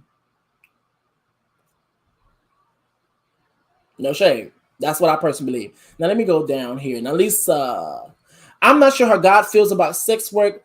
I could not do it. Men saying here is some money. Now bend over. That's not for me. Well, it's not meant for everybody. Some people don't want to be doctors. Some people don't want to be lawyers. Some people don't want to be police officers. Some people don't want to be sex workers. Hey, that's to each his own. Let me think. Now, Veronica, isn't it legal in Vegas or Nevada? I have no clue. That I do not know. I'll be honest with you. Let me see. Remember, when one is having a present traumatic experience, they're more than likely they're going to have some type of panic of rage. She's probably honestly blacked out and snapped. Yep, I think that's exactly what happened. She blacked out and snapped. Yep, because it's one thing. I'm gonna say this: it's one thing to be sexually assaulted once, and we know the traumatic effects that it has on men and women if it only happens to them once. Just imagine 5 times from this particular article, because some articles may say more, some may say less, but 5 times, yeah, she probably snapped. She probably snapped. She probably snapped, and I don't blame her. But that's why I believe that that rules and regulations and of actually legalizing sex work will actually prevent a lot of. I would say it would help. It would be a measure to help combat some of the fuck shit that happens. As in, your pimp or manager, girl, he cannot physically harm you. He cannot make you do something that you don't want to do. He cannot make you sleep with somebody that you are not interested in doing. I feel like this is me just working the idea out of my head in front of y'all right now. I personally believe that it will actually help give the prostitute or the person that's being exploited a ground to stand on. Because let's just say there are actual prostitutes that actually want to get out but don't know what to do once they get out, because they don't have any skill sets. They have done nothing. She's a manager, LOL. But they have done nothing but been exploited their whole life. And especially for women, they're always racing against the clock. So once ageism, girl, my tongue is like really on 10 today. Once ageism, get it together, bitch, actually sets in and you become older, and women's value in the lens of a patriarchal system is through their beauty, and men's value is through their money, which is why we see the actual system. Women are going to use her aesthetic to bring in funds, and the funds don't go to the woman, it goes to the pimp, aka usually the man. So I personally believe that it will help the people being exploited to have more of a foundation to combat and contest what they will and will not do. Oh, and I also believe that it will also help for different programs to help fund different programs for an exit way out of that industry. You get what I'm saying? So I feel like when it comes down to different programs, they can probably give you, it can probably be a gateway or a pathway to a trade school or a pathway to learning certain skill sets. And they might actually have jobs for sex workers. Like, I'm not gonna lie, like me in the military or whatever. We have, now I'm not comparing the two, but I'm just using it. Understand the message, leave out the specifics, y'all, because I don't want people to get mixed up. Okay, they're gonna be like, bitch, you in the military, that ain't got shit to do with sex work. But if you actually use the messaging in the meaning of, I'm in this particular field, this is all I do this, I do that, yada yada. But however, if I want to leave and when I want to leave, there are programs that I have access to as a gateway and a pathway for me to be able to exist and provide for myself in the outside world. Same thing. And so for me personally, as someone who's in the military, there are literally job applications that are only for veterans and are only for people in the military that regular civilians will not have access to. So I believe that with different programs in place, because that's the whole thing about it too. A lot of times when women or people that are being exploited with sex work want to get away, they can't even get away because they don't have access to resources. And so those particular programs will help sex workers, especially the ones being abused, have a foundation to stand on and also have a gateway or a pathway to get up out of that career in that system. Let me see. Amen. Logicc, no one can take your partner unless he or she wants to go or sleep with the person. A grown person is responsible for their own actions. Stop making excuses for an adult. Oh, I completely understand what you're talking about. I think legal sex work or not, no one should be. Yes, and that's right. And so this is the reason why I say that. And this is my theory. I haven't worked it all the way out. I don't know the specifics and all the other stuff. But this is the reason why I say that is because if something like that were to happen, and there's a system, corporation, something that goes along. I know I probably sound crazy as hell right now. I probably sound crazy as shit, but this is me working in my head. But if there was a system or something that's good with monitoring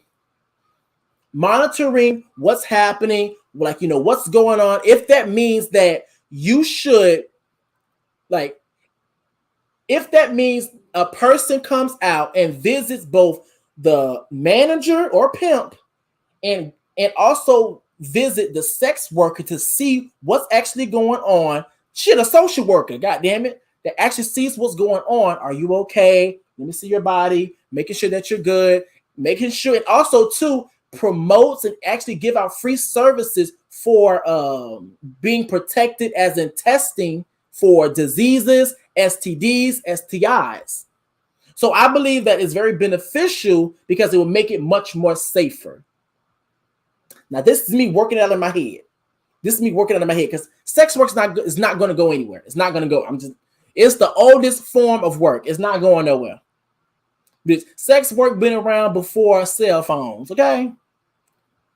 It's just now, I believe that making it legal and putting certain rules, regulations, or precautions in place would help aid in trying to combat the violence and the abuse that happens within those industries, because now it's being monitored.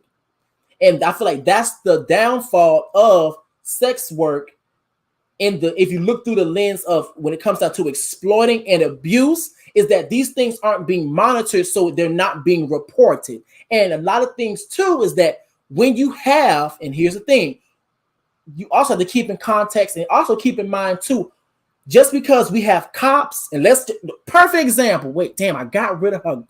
Because I got rid of her picture. Perfect example. The last lady, the cop lady, her. Even though we have her, we use her as an example, just because she's a cop or just because a person's a cop, that does not mean they don't have their own personal views and biases. Now, as a person that has power to put somebody in and out of jail, you probably shouldn't have a bias, but we all know that's not the case. And so a lot of times too, where you may have sex workers reporting stuff to cops, to police officers, just because they're sex workers, and people have this belief is that since you do sex work, you are less than a human being. You don't deserve rights. And with you not deserving rights, I'm not going to do my job and report it. You get what I'm saying? You get what I'm saying? So with it being legal, it's going to be, and it's going to take some time, trying to change the viewpoint and the psychology people have about sex work and sex workers. Because for one, it makes it, you have more resources for it to make it mandatory for you to be tested, make it mandatory for you to be protected as a sex worker when it comes down to abuse, make it mandatory for social workers, that's lack of better words, I don't know if they're actually going to use social workers, psychologists, whatever, to come in and making sure that the manager or the pimp is not doing no fuck shit. Because I've actually seen and heard of stories within that documentary where some of the sex work were literally put in cages, like animals. And even then, I don't like putting animals in cages, literally. So I believe that if it was legal and put rules and regulations, all of this would help combat it. Now, I don't think it will fully go away, but it would help combat that. No shame. Now, let me see. I agree. Sex work should be legal. CJ daughter. Come on, Anya. Bougie Barbie. That's right, Logicc. If you want to work for the federal government after you retire military, let me know, boo. Period. I know that's right. Judges see sex work as less than humankind. And that's the thing, because there is a narrative that's put on sex workers. Because people think let's just call a spade a spade. Let's just call a spade. Let's just call a spade a spade. Let's just actually dig into it. Here's the thing. When it comes down to people in this viewpoint of sex work, people have this virtuous mindset when it comes down to sex work and sex workers, and that they weaponize against sex workers. It's just that we're so used to, and when I say we, a societal thing, we're so used to demonizing sex work when it comes down to women, is because the women's job is to keep her hymen intact, be virtuous, keep her legs crossed. The men's job is to fuck everything he's supposed to see out there, and they come back to home to his wife. That's one of the reasons why. Now, when it comes down to sex work in particular, specifically, my fault, is that it's very hypocritical for people to demonize, and this is my personal opinion, to demonize sex work just because someone is sleeping with somebody and receiving funds. But however, we literally have people sleeping with other people. They name it a relationship, but everything's coming together. This also goes to what I said earlier about relationships being codependent and being transactional.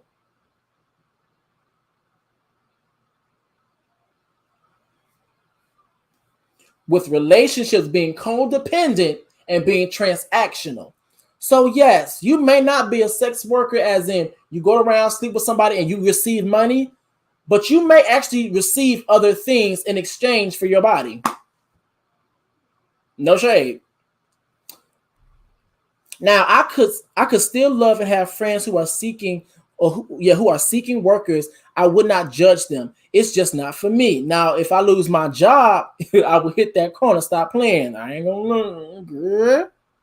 Now, CJ daughter, making it legal will help with so many issues that plague our community. I do agree, especially the education on sex work and the difficulty. Because I was literally watching a panel about sex work and I was like learning stuff from it because I didn't know. Okay.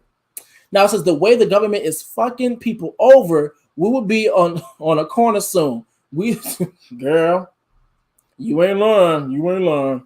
But yeah. And so another thing as well too.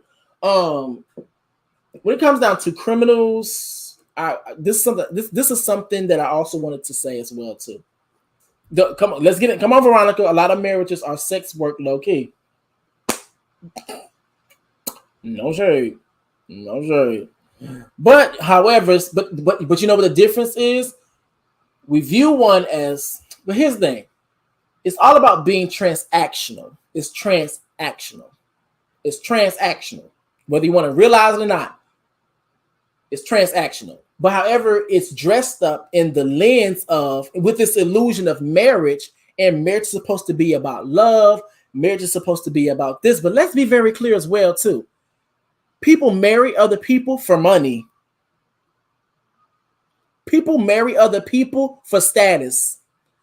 People marry other people for other things than just love. And with you marrying somebody with other things than other than love, and specifically if they're not asexual, and with asexual, that means you're not sexually aroused by other people.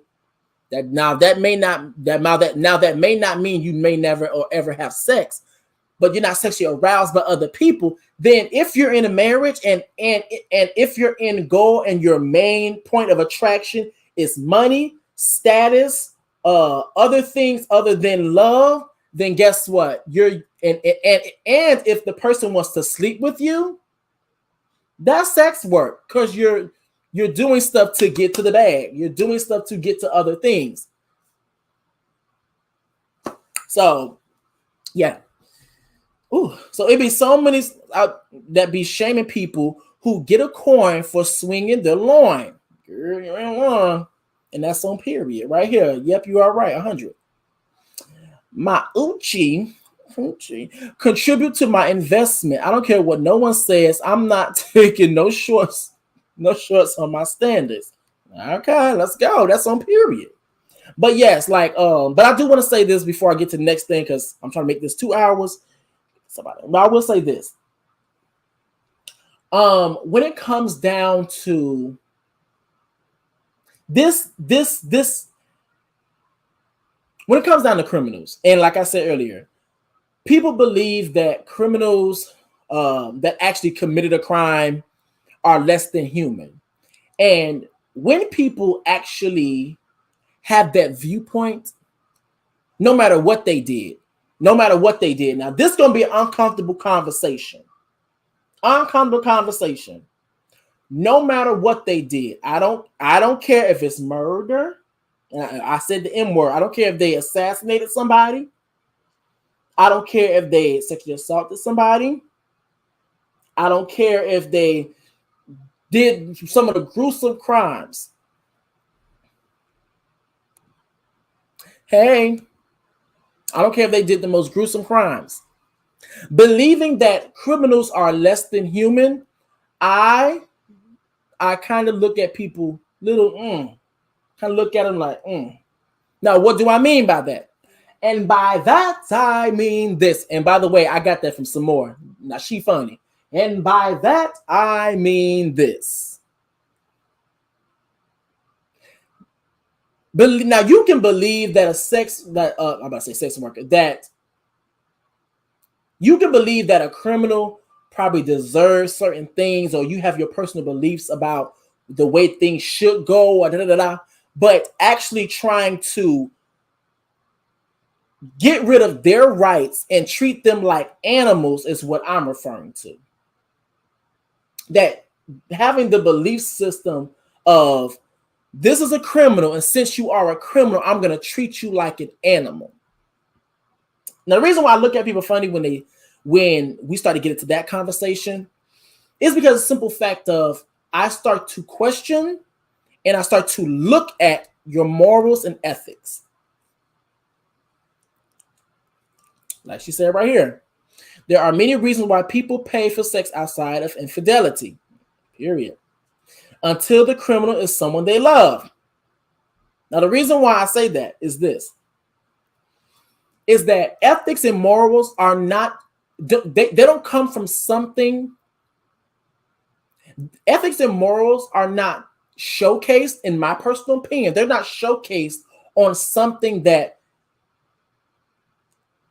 I want to do, but however, something is stopping me from doing it. And this, come on, it's coming back. Everything's going together. Everything coming together. This also goes into what I said earlier about if my spouse, my partner, and somebody's coming to them and wanting to be involved romantically and trying to sleep with them, etc., I'm not going to stop it. I'm not going to stop it. Because if you want to be here, then guess what? You're going to be here. If you want to abide by the rules, regulations that we decided what was okay and not okay, but if you don't, you won't, and bye. Now, ethics and morals are not shaped by something that you want to do, but however, you can't do it because there's something stopping you. Morals and ethics are shaped by something that you want to do, or you have the desire to do or urge to do it, but however, you have enough respect to not do it. That's morals and respect. That's morals and ethics. As in, I can treat you like an animal, especially. Now, I understand we are not perfect, but especially when you actually work in the law enforcement, and especially when you actually work as a judge, a lawyer. I can do, even though you may be a criminal, and now this is where we start to get to the conversation of the prison system. You may be a criminal, but that does not mean that I have the right to treat you like shit. Now, we can also enter into this conversation of slavery. Now, as everybody all knows, but if you don't, prison is the modern day slavery. That's the only time slavery is considered to be legal within the guides of America. Within the Constitution of America is through the prison system. But here's the thing about it as well, too. Now, keep in mind, everything I'm saying right now is completely separate from the comment, like the actual story and stuff. But something that's really been on my mind, we want to get this out.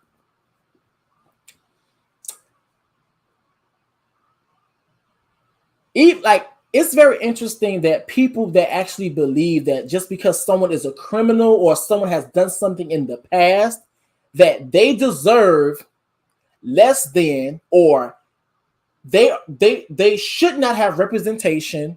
They should not have all these rights. They should not be given a second chance at life, that they deserve to perish. They deserve to rot and all da.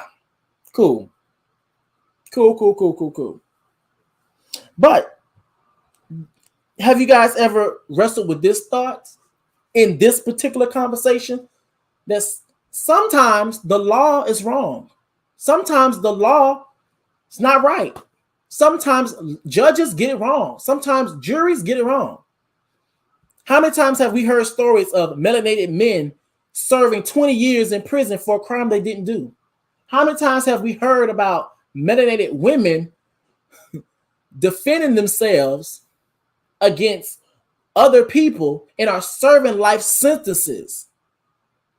And now this also, we get into the conversation of the death penalty, whether it's right or wrong. Now, this is something that Conscious told me while we was on the phone talking about something similar to this. Is that a lot of times people want to have the luxury and the authority to put you in jail because they don't have the luxury and authority to put you in hell. People want to put you in jail because they can't put you in hell.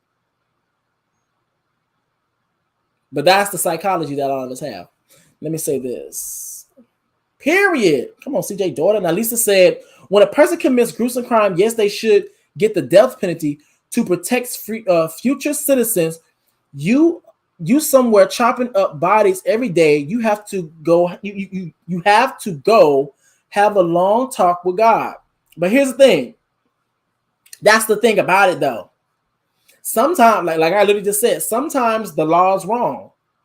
Now, I believe, now this is my personal belief, there should not be no death penalty.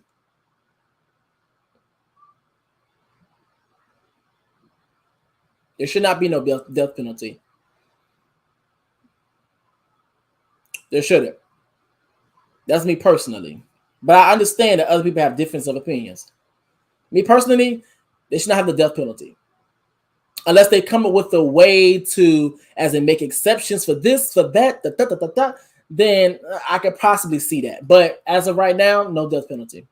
Because once again, this is where we get into the other conversation of, I think it's interesting how a lot of us, we always proclaim that we're not God. And this also goes for murderers as well too, is that we always proclaim that we're not God, but yet we act as God to take one's life, to end one's life. And keep in mind, I'm talking about the idea of the death penalty, and I'm also talking about people that are literally murdering, I said the M word again, are assassinating other people. We proclaim that we're not the Most High, but then we want to act like, based on the ideas of who we think God is, he or she, or the combination of the two, of who we think God is, we want to operate and be God and take people's lives. So I personally don't believe in the death penalty.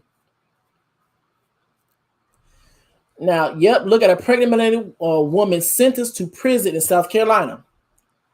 You chop up my mother or you leaving this earth. Okay, girl. Death penalty is the way out for you. Ask me. Is the way out of you. Ask, girl, I'm pretty sure. Hey, KO. I'm gonna call you. Oh, I can't even say knockout because they're gonna think the other knockout. I'm trying to see a name. I'm just gonna say KO for now until we get it. What about passing through to show support? Period. Hey. Make sure you guys like this video. What about child? Talking about child murderer? I keep saying this N word, girl, but whatever. I'm already too stuck in it. You talking about child murderers? Because I'm trying to see. I believe that's murderer. No, child molester. What is that? Child what? What about child what?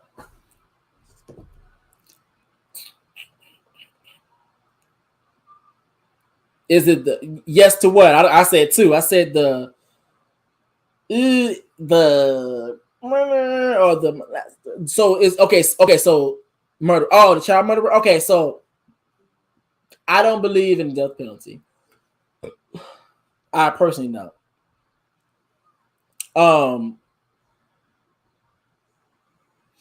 Only reason why, like, yes, we can talk about.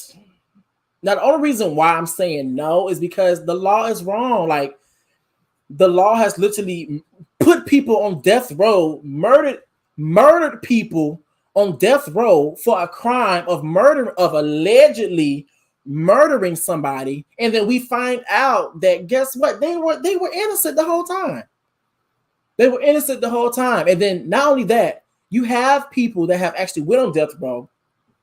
Now, yes, we can probably talk about the people that have actually been convicted and have actually done the crime, but however, we literally have people on these particular death rows, trials, and they waiting for their last day to live, and yada yada yada.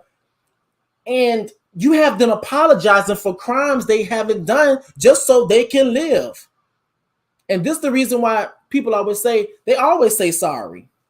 They always say sorry because they're trying to live, even if they did it or not. So yes, I get, like, that's why I'm like, yeah, like I get it. I get it. I don't believe, fact and period. I don't believe in it either. If God wants us to forgive, how come he did not forgive? He did not forgive the devil. Well, that's the thing. It depends upon what theories and what you believe. Which version of the Bible are you believing? And understanding probably a more spiritual aspect or approach when it comes down to discussing the Bible. I don't know. For me, I'm gonna say this. Can you just say Erderer? Okay, I'll just say Erderer. Period.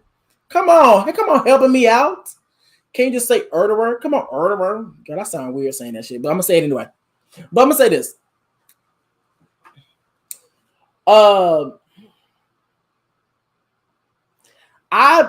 have a different approach and a viewpoint of the way that I view God. I don't view God as this maniacal, crazy, just putting whips and shit on everybody. It's like this fear tactic when it comes down to identifying who God is. And then on top of it, identifying God as only man or male identified as an only masculine. I don't view God that way. I view God more on a personal level of God friendly, approachable, most high. I view it differently. So when it comes down to the interpretation stories of God and the devil, I kind of view it as the law of balance. You get what I'm saying? That this is my theory. This may change 2 days from now. This may change 2 years from now. And this may never change. But this is where I am right now. I view it as the law of balance. Where there's up, there's down. Where there's east, there's west. Where there's north, there's south. Where there's left, there's right. Where there's good, there's bad.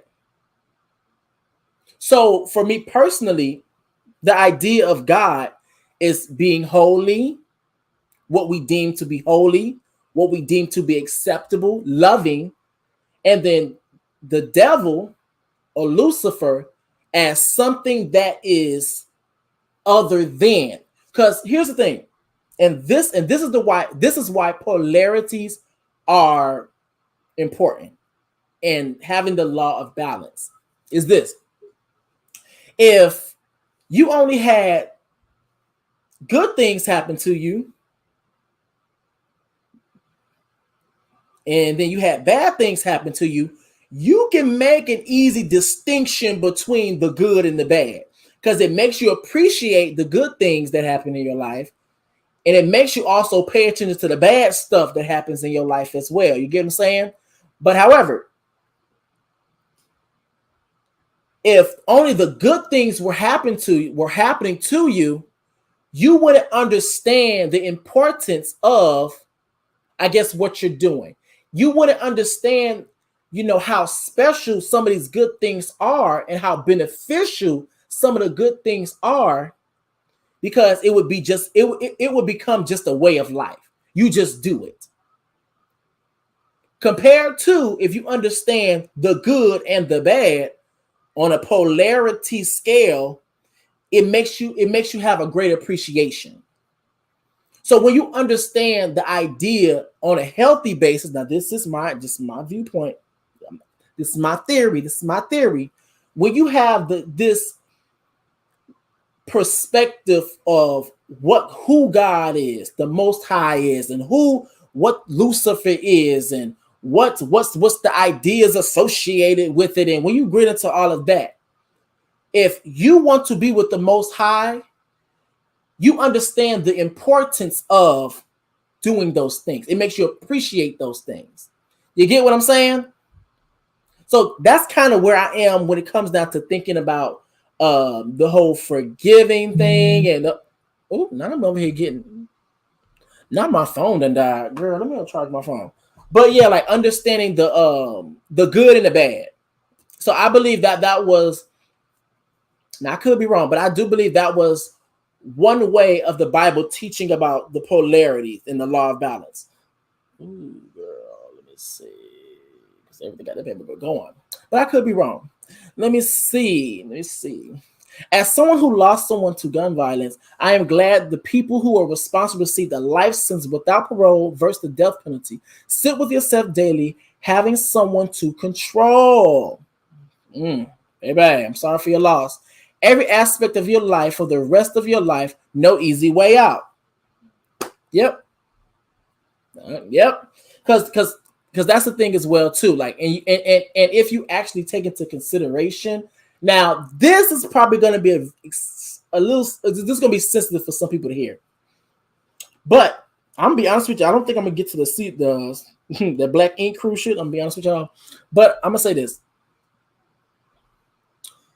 This is when it comes down to, that's the reason why we may see some people who may have done a crime, who may have committed some gruesome acts of what the hell? What the hell? I want to have my phone. Oh God, I'm gonna get messages. But we may have seen people do some gruesome stuff in life, but however, when it comes to them receiving the penalties or consequences for those actions that just might not even be the death penalty, they might sit on that for so long, they might try to take themselves out to relieve themselves from the agony and the consequences of what they may have done. Now, in this particular conversation, I want to make a clear distinction of what we're talking about.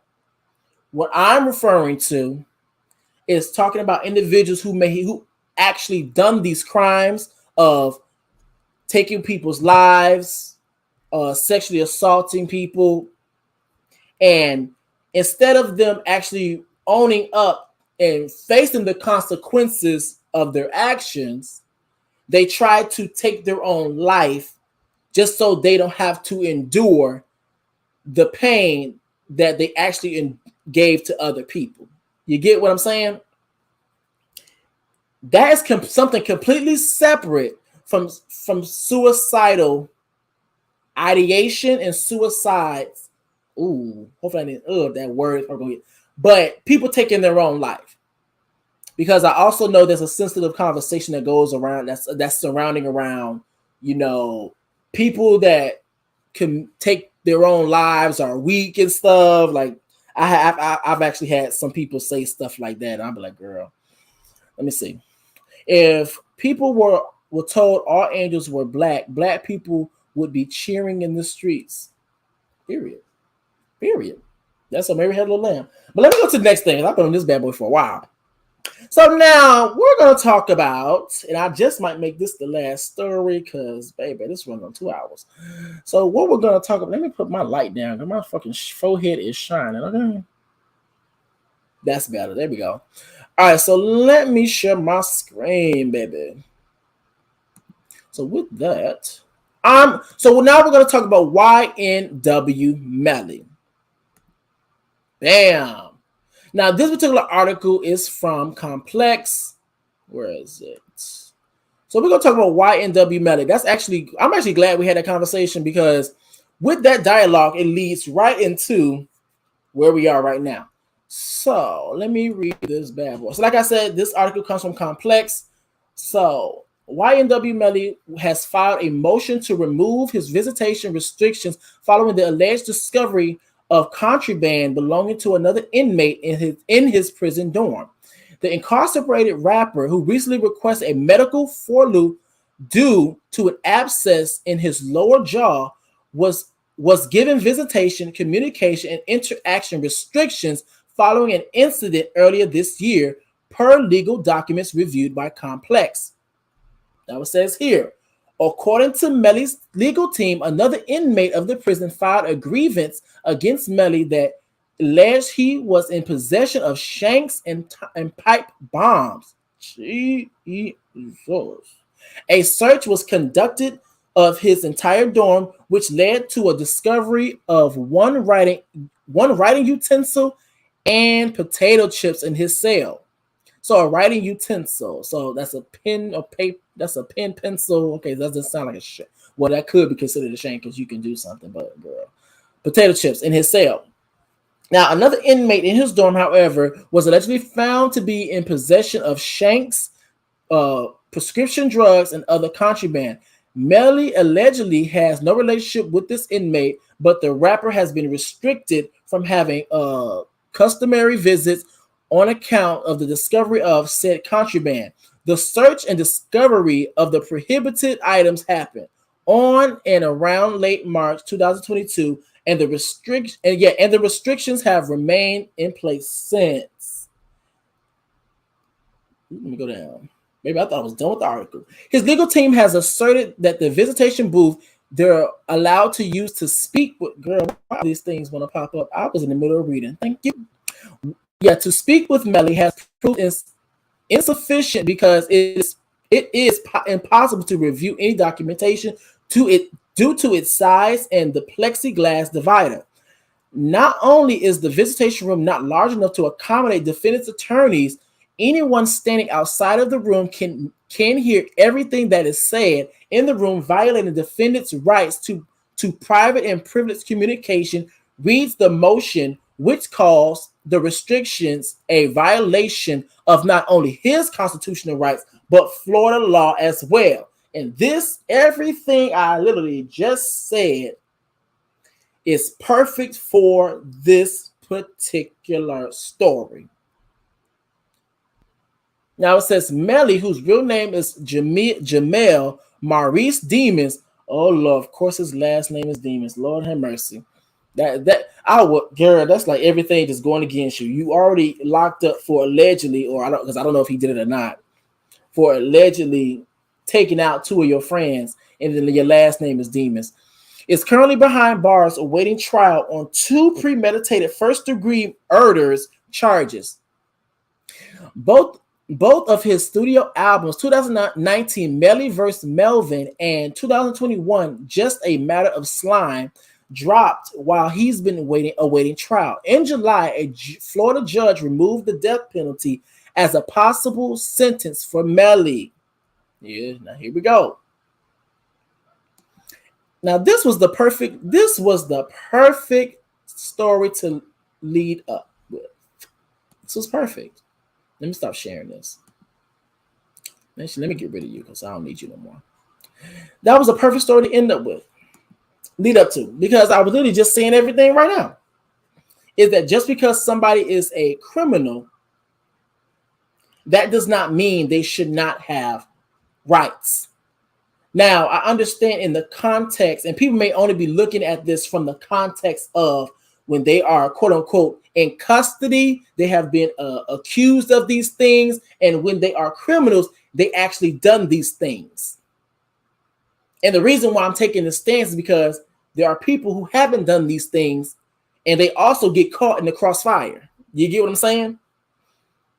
And the thing about it is that if we're supposed to be the land of the free and the land of equality, and we know that's really not the case, but the land of equality, even for those who have actually done those things, still have the constitutional right to fight legally, and also still have the constitutional right to still have certain rights in place. So him being denied assistance with dental, that's a problem. Reason why that's a problem is because dental is very much, it can be fatal, to my knowledge. Let me look that up. Let me look that up. Once again, I don't like to talk about it. Let me just, can dental issues become fatal? I've always heard it. I don't know if that's just some black people just say, or that's actually a real thing. Let me see. So it said, let me share my screen, baby. Because, something, black people be saying, they be like, girl, later on you find out, it's like, girl, that was not even the truth. Let me see. In fact, it can even be fatal if the infection or harmful bacteria spreads to other parts of the body. Therefore, your dentist in greater heights is sharing common signs of a toothache, symptoms of the infection spreading. And when you should schedule an emergency visit, and that's exactly what the hell he was doing. That's exactly what the hell he was doing. So that's a problem for me.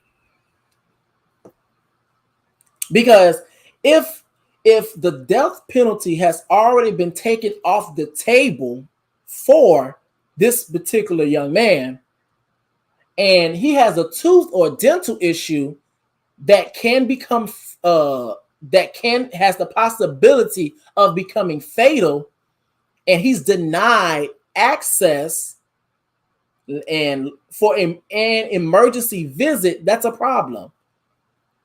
Just because we have this idea, and I was just saying, we have this idea of criminals deserving less rights that humans do. Now, of course, we know that because of jail and stuff, criminals don't have access to freedom. But that does not mean, just because they're not free, that does not mean that their health should be put to the side.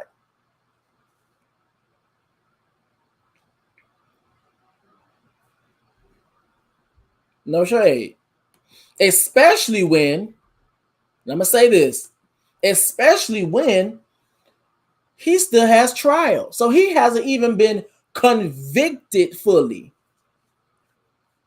Now, socially, he's probably been convicted. Because I've asked people around, they're like, and I asked them, I'll be like, so do you think he did it? They'll be like, yeah. Some people are like, yes. Some people are like, no. So socially, he's been convicted. But however, in the land of the free, where you're always innocent till proven guilty, he should still have access to being able to have an emergency visit, because that's a big issue of having tooth issues. So yeah, I was literally just saying all that. So once again, their morals and ethics, I look at people differently when it comes down to morals and ethics, when it comes down to criminals, as in believing just because someone's a criminal, or believing that just because someone's a felon, they should treat them certain ways, like animals and stuff, because at the end of the day, you don't know who you may come in contact with at the end of the day, and you don't know if the person just might be innocent. So that's really that on that. Now, girl, now we're gonna get, this is my last story, I'm gonna get the fuck up out of here. Okay, let me share my screen. So we're gonna talk about Mr. Let me exit these screens real quick. We're going to talk about Mr. Caesar, okay? Caesar was a former reality TV star, Caesar from Black Ink Crew. Now, he ended up getting in trouble over a video. Apparently, it was dog abuse. It was abuse happening when it came down to, let me see, is this the same one? Let me see. Abuse that was happening, animal cruelty. There we go. I'm over here trying to do multitask. So let me do this. Make sure y'all do this for me. Girl, get out the way. Girl, I need to fucking, I need this. Share my screen right now. And that is on Mary Had Little Lamb. Bam. Here we go. Now we're going to read this article, baby. Here we go. All righty. So Black Ink Crew New York star Caesar Emanuel oust after viral dog abuse video surfaces. VH1 says it will cut ties with Black Ink Crew New York star Caesar Emanuel following an uproar over a video showing him abusing dogs. That the show follows the daily operations of Emanuel's shop, Black Ink Crew, a Black Ink Tattoo, in the Harlem section of Manhattan. He also owns studios in Brooklyn, Atlanta, Orlando, and Houston. The show is currently in production for its 10th season. Now, keep in mind, this is some time back. I don't even know if does Black Ink Crew even still come on? I don't know if it still comes on. And plus, I don't know what season, but I'm pretty sure by now it's way past season 10. I could be wrong though. Emmanuel has been a part of the series since its 2013 premiere. A VH1 spokesperson said, We have made the decision to cut ties with Caesar Emanuel from Black Ink Crew New York. Since next season was close to finishing production, and this decision will not impact the upcoming season. Ooh, girl. The channel is hide articles. I don't want to see you. There we go. Now, the channel is expected to address the situation in some form during the show. Caesar's attorney Walter Mosley told TMZ that the video was old. There is no police involvement. Mosley said it was shot at his residence in Atlanta during COVID. The video that led to Caesar's downfall surfaced Wednesday. The shot shows Caesar appearing to beat and abuse dogs, which led to online outrage. Girl, I got something going on down. Look. So Caesar's co-star Donna Lombardi. Come on, Lombardi. I wonder what that is. It sounds like an Italian, but it's like some like fucking what's the shit called? The pasta chef Boyardee, some shit like that. Reposted the clip online and said, "I don't even get into the life of this man, but this video made me so upset." She called on the network to cancel him completely. And I quote, "I pray the people see you at Caesar Black Inc. as the monster you are." Now, this, of course, this is sick. Someone sent in their Ring camera showing Caesar from Black Inc. abusing the dog. So, is this actually going to show? Oh, okay. So, we actually do have the video here. So, I'm going to mute and I'm going to press play. I'm going to mute and press play. That's what I'm going to do. Y'all make sure you thumbs up this video, y'all.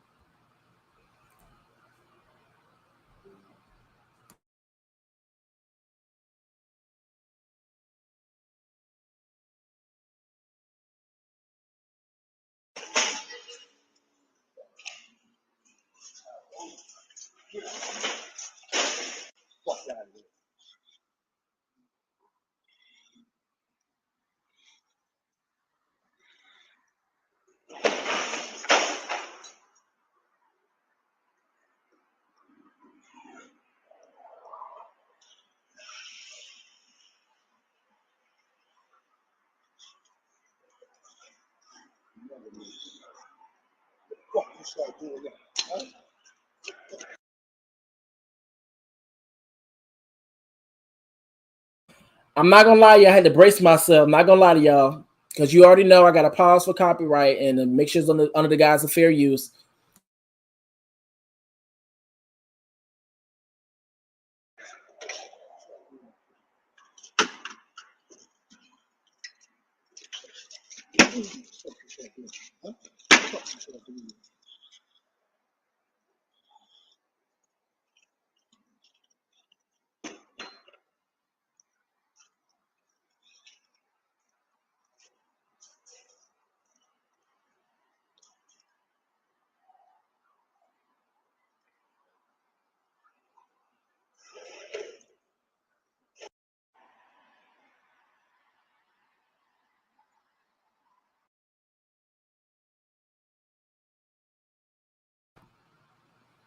I'm flabbergasted. I'm flabbergasted. Because that's the first time I've seen that. No shade. So I see why he got the backlash that he did. But let me read this real quick, because for fair use purposes. But if you know criminal are treated badly, why become one when you understand this? Innocent people minding their business, and you send them off the earth so you can take their bank card. Lisa, we'll talk about that a little bit later, but I'm just shocked. Like, I don't know. Oh, girl, that was a bit much. All right, so let me go back to muting, because I know I'm gonna echo.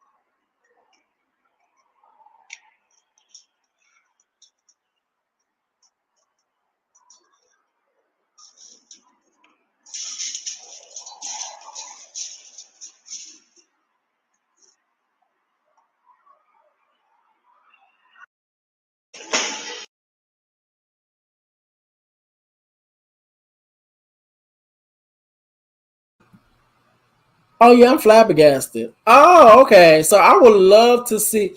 Now the lawyer done said. Now I done read in this article. Now the lawyer done said that that this was old. What does that have to do with what the? Oh yeah. So he hits the dog with a chair. That was a chair that you guys seen in the beginning. Now the lawyer talked about this video is old. Okay, that's cool and all. It can be old, but what does that have to do with? It's the fact that he actually did it. It's like it's so explicit. It's like we don't even have stuff that's even that has like we don't need any more context. Everything else has context. Like we can't even come up with the idea, even for the people that's trying to defend him. We can't even go with the idea that these weren't even his dogs and these dogs were attacking him, so he was defending himself because the dogs came to you, sir. You picked the dog up, and then not only that, you put one of the dogs in the cage, you had access to a cage, put the dog in the cage, then you roll the cage down a hill as the dog just flips all throughout it. Oh no. Girl, no. Well, anyway, damn, that is crazy.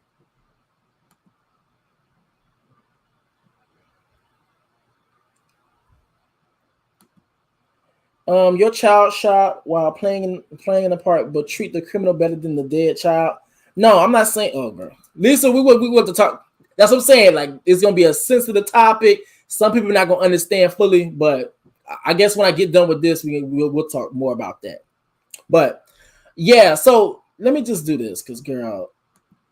So that's the context when it comes down to Caesar. Let me see. Now, him and Masika actually was going back and forth. But let me see, can I find that video real quick? Right here, Caesar claps back at Masika, whatever the hell her last name, Kalisha, whatever the fuck, for her comments after VH1 parted ways with him over dog abuse. Baby, here we go. Let me do this real quick. Let me mute once again. Just so you guys know, this all like I know. This all goes under the guise of fair use, so I will be pausing in between.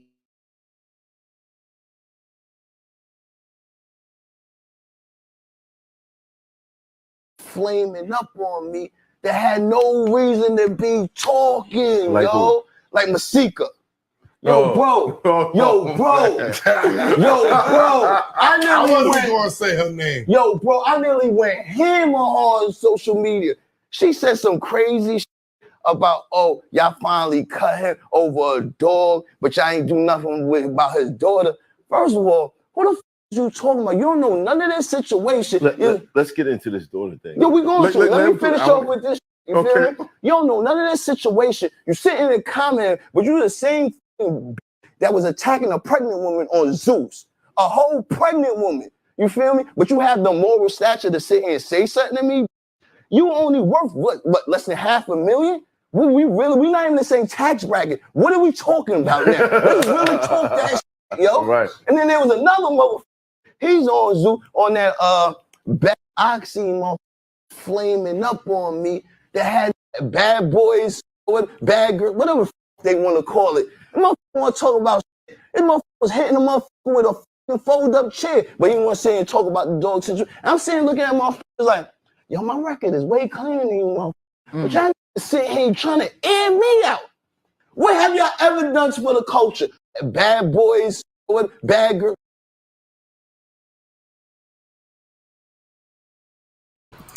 Now, this is what Masika had to say. So, beating his 17-year-old daughter naked in the shower, taking her phone and kicking her out with nowhere to go was fine. But beating a dog is where we draw the line. Shaking my head, don't get me wrong. He's such, oh girl, I got shit just keep popping up. He's such a fuck for what he did to those dogs, but it just goes to show these networks don't care what you do. They care what's there proof for that other people can see? Shaking my fucking head. Let me see. I think it's one more. VH1 is cutting with Caesar. Yeah. Now, actually, he mentioned Johnathan in his response. Now we have Johnathan right here. Johnathan actually says, I've been in the culture making major moves. Let's talk about it. I'm what the people want. I could never sit with mentioning a dude like that. Yeah. Let me see if it's Masika. Oh, I would say Masika in here too. Here we go. Imagine beating your naked teenage daughter while she's in the shower and throwing her out in the cold and getting caught on camera beating the fuck out of two defenseless dogs and getting fired from VH1 for. But you 38 hot at me for being one of the 50 million people that called you out. Why are the girls so mad at what I say only? And if you're gonna attempt to deflect, at least be right. Homeboy wasn't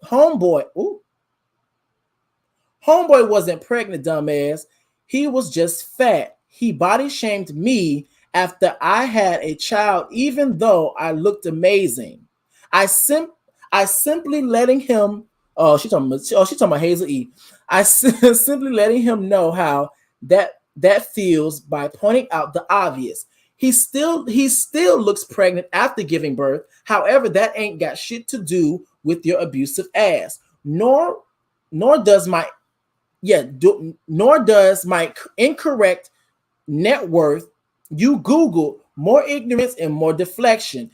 As you're foaming at the mouth with veins popping out of your neck, looking like you have rabies, screaming my name like a fan, you're still an abuser and you need serious help. I'm truly going to pray for you, sis. Ooh, girl, now she ate him up. Now she ate him the fuck up. So let me see. Let me see what y'all are saying.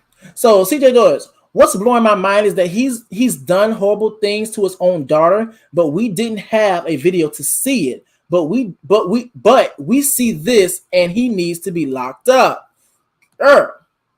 His daughter also has a video of him being harsh to her. Ooh, I didn't know anything about the daughter. Damn, that's crazy. That is crazy. Now, Hazel E wasn't pregnant. She was heavy postpartum. I'm not gonna lie, I even watched the episode. I thought she was pregnant. Y'all make sure y'all like this video, y'all. See, the daughter said, and he lied about Masika. He made sure to post the actual full footage he tried to use against her. He's a liar, and Duchess tried to tell us. Yeah. Hazel wasn't pregnant during the Zeus show, and Johnathan will do him dirty. Caesar always deflected. Now, it's something else because Johnathan also responded as well again. It's already up there, so let me just click on it right here. And there was another motherfucker. He's on Zeus on that bad boy. Here we go. Now, what it says here, hold on, let me see. Is he in the comment section? Let me see. The girls are fighting. Okay, so the last comment right here, I actually seen that one, but this one right here I didn't see. So it says tax bracket. I'm shooting on these old niggas. He's not in my he's not in mine. Not just that, girl. This thing is so small to me. Let me see. Not just that you mad because you beating on a dog lost ass. I really beat niggas with chairs that try me. Our situations are not the same. That nigga just was never a thought in my head mentioning me and shit. Girl, that shit was so small to me on my computer. Girl, that is crazy. So let me say this. What I believe and what I think. That was absolutely disgusting. Now keep in mind, I did not know about his daughter and the fucked up shit he did with his daughter. I did not know that. Now, by the way, I'm gonna drop the link too. But I didn't know about the messed up stuff about his daughter. I didn't know that. And if you're doing that to your daughter, and then you're doing that to your dog, I'm just wondering, and interested, not truly interested, but out of curiosity, interested. Not interested as in I'm just foaming at the mouth, but I'm interested to see what's the excuse, what's the reason, and what's the context of you. Because I haven't actually seen it, but people are saying you get your daughter out, we know where to go. But I can say the dog thing for a fact because I literally just seen it, and you was hitting one dog with a chair, and then putting the other dog in the cage and then rolling that bitch down a goddamn hill. So what's the reason, logical reasoning for you doing that? What's the context can you come up with? Now, him actually talking and saying, I guess trying to say that these people don't have the right to come at him because they have done horrible things as well. Now, from the surface, I do agree. You can't try to throw stones at somebody, but however, you've done the exact same thing or something similar to the fact. But however, let's scratch the surface and let's get like a tad bit deeper. With Johnathan, being on a show and fighting somebody that started with you and was trying to intimidate you, and you just so happen to get the upper hand, does not equate to abusing your daughter and also abusing animals. Two separate things. One is they thought I was going to be the prey, but I'd end up whooping their ass. The other is I know you're going to be the prey, and you're most definitely going to be the prey. And it actually ends up happening that way. Two separate things. No shade. Now, when it comes in the terms of Masika, I do remember people, let me see, I think I saved that video. I do remember people dragging Masika because she was one of the very individuals that were, I think she was in a skit or something where she dressed like she had makeup and stuff on as a domestic violence person. But however, let me be very clear. She only got backlash on something that she didn't actually do. Like, she got backlash because she had people thinking that she was really in a domestic violence situation. You were actually, and we seen you actually doing harm to other people. I can get where you're trying to go with that, but however, sir, you need to get it together. What's going on, Anya? What's your thoughts? Because that was a lot. That's the first time I seen that. Yeah, Caesar is a liar. He's a liar, and he has a pattern. That's why I'm comfortable with saying that he is a liar. He has a pattern of lying and deflecting. He never takes accountability. And I started watching the show. I don't know. I don't even know if it's still on, but I know I started watching it a good maybe 5 years, maybe 6 years ago. Me too. And this behavior, like I didn't, that's why I wanted to know what was the object in his hand. I did not see it because of the logo that was going across the screen. But it was just even a thought of, like, you literally, I didn't see anything in that video that warrants that behavior. The dogs weren't attacking you or anything of that nature. The whole thing with Masika, though, I just think that he's just completely deflecting. I agree with her 100%. Out of all the people that said something, you want to single me out. I was really flabbergasted at him even mentioning Johnathan, but you're trying to single me out, and the information that you're using to try to paint me in a way, like that video, what he posted was it was like a clip of a video, and he put a false narrative on that because that's not what the video was about. It had nothing to do with her trying to track a fan base to her OnlyFans account and all of that. Mm-hmm. It was some type of show that they were supposed to be shopping around for about like domestic violence. Yeah. And so I just didn't. I'm like, you know, you're still doing the same thing. What I find in his pattern, though, like most abusers, they always go for the people that they feel is weakest, a person, a thing, or whatever. And he definitely shows that pattern consistently. We have violent with men, but it's only with those that he feels as though he can do it, that he may feel like are weaker than him. And I think he needs to be in jail.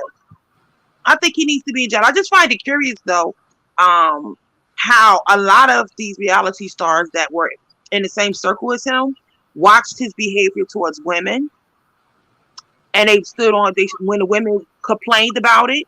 Even though some of these women, you know, participated, like for instance, Duchess was not always innocent.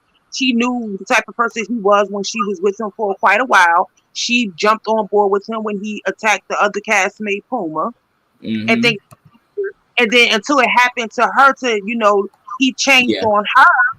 Then, you know, you want to cry out, but still, even with all of that, it's like people don't say anything until it's done to them. And then, you know, like, I agree with her. It was an animal versus human being. I just think that whether it's an animal or human being doesn't make a difference. But I do agree with the fact that y'all had his daughter, her mom. It was a big thing. I don't know how you missed it, but it was a big thing on social media where his daughter exposed him and he was going back and forth. The ex-girlfriend at the time that was his current. It was a lot of stuff that was going on. And they just totally like overlooked it, and he kept his show, which helped build up his ego even more. He just thought that nothing was going to ever happen to him. He was the boss. You know, I'm the boss. And now, because of animals, you ain't the boss no more. Your whole future is jeopardized. I agree. I don't see what he's suing for. What could he possibly be suing? Like, what's the lawsuit for?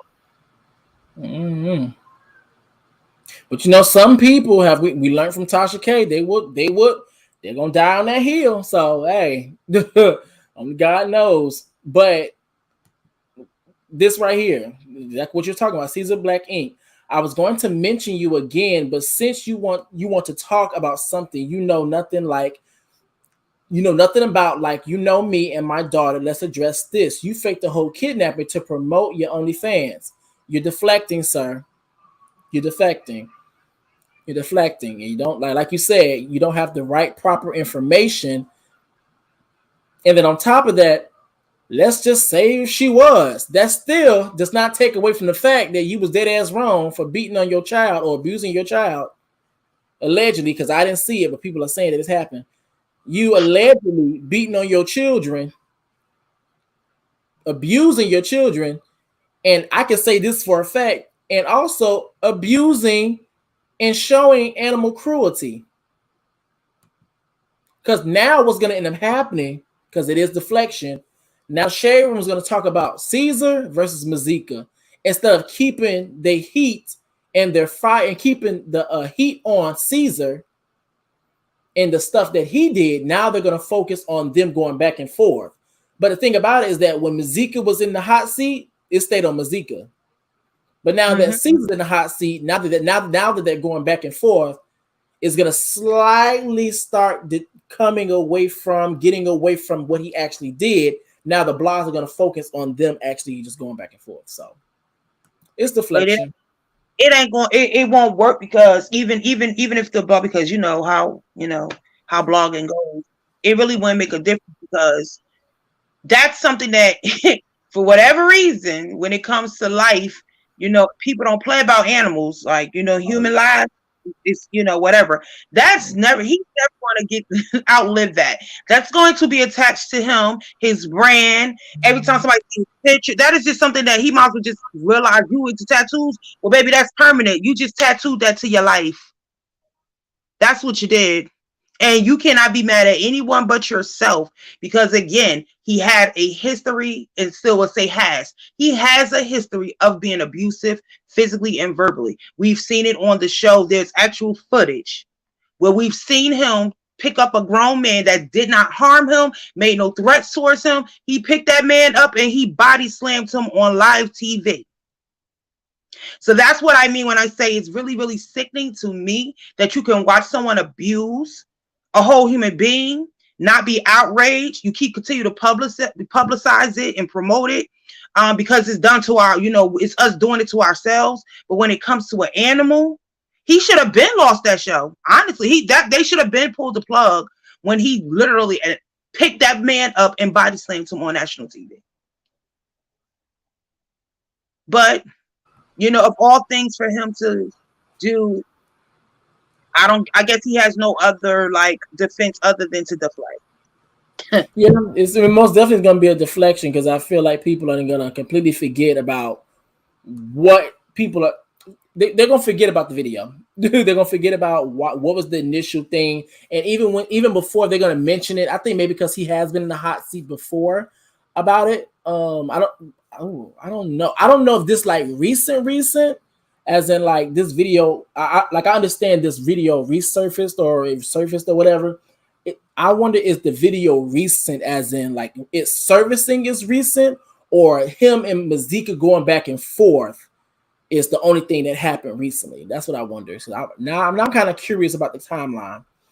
It's just sad people like the fakeness instead of what really happened. You ain't lying. What video you speaking? You wonder which one is recent. Oh, okay. So yeah, I'm out. Okay, so because I know, I'm gonna show you, but I can tell you. Now the reason why I came up with this is because this was recently posted. Mm-hmm. Him actually responding. So I was wondering when did the actual video of him abusing dogs actually come out? That came out before this video, this interview. No. I know that, but do you know how long before then? Or this was just months out recently? No, that's been months. It's been months. Okay. I guess why he's talking about it, because I didn't even know he had any legal representation anymore. He was trying to fight anything or whatever. So it's been out for months, though. Yeah, it's been months. Got you. Dang, that's crazy. But yeah, that's crazy. Up here come Lisa. But yet treat criminals better than their victims. Yeah, okay. No one's not saying that, Lisa. Okay, so let's actually run down the thing so we can clarify. So what are your thoughts on the Cardi B thing? I'm gonna leave this up just so I can make sure I address that. So how do you feel about the Cardi B? Cardi B pleading guilty, and I think she should have pleaded guilty. I think it was the smart thing for her to do, and as I stated, and I'm going to continue to state, although I believe she's dead as guilty, I just want to see real, true accountability through action. I do believe she has toned herself down, and I really don't care what the reason for her toning it down for court, whatever. But I want her to take it serious enough for it to be completely authentic, in a way that she does change or whatever. Because what's more important to me is the women getting her apology and all that. It's her really reforming her life. Because I understand she was, a hood rat, and she came into the game and she became popular for being a hood rat. Yeah. So, and you know what I'm saying? If she hadn't leveled up, and I want her to literally win, not because I think that she doesn't have to suffer any consequences for her actions. She could just do whatever. No, I want her to win because I want people to see, what reform looks like. I want her to be reformed. I want her to show you can be one thing at one point and change and be something even better. You know what I'm saying? We need more of that in our community than anything, because once the stigma is put on you, you know what I mean? It's dead to die sometimes. And I want to see a story of redemption in her. So, and I want the lady to sue her too. I feel like, they took the legal action in regards to trying to get criminal charges, but I need them to sue her too. I feel like her and Tasha K needs a dose of reality that you can't do things and not suffer consequences. And the same energy that you have for someone else, you have to have for yourself. Wait. You want who to sue who? I want the girls that she assaulted to also sue her. I want them to sue her, maybe civil lawsuit. I feel like they should get some financial compensation. That could be a reason. And that's not. I don't know. They would have ground. Listen, in total reality, when you think about okay, listen, what they tried to have criminal charges brought against her, she took a plea deal. Most people, and I'm sure they are too, are not satisfied with the plea deal. Yeah. And in total reality, we know that it's not a fair plea deal. These women were viciously attacked. So I feel like the same thing she did to Tasha K, which I feel was justified.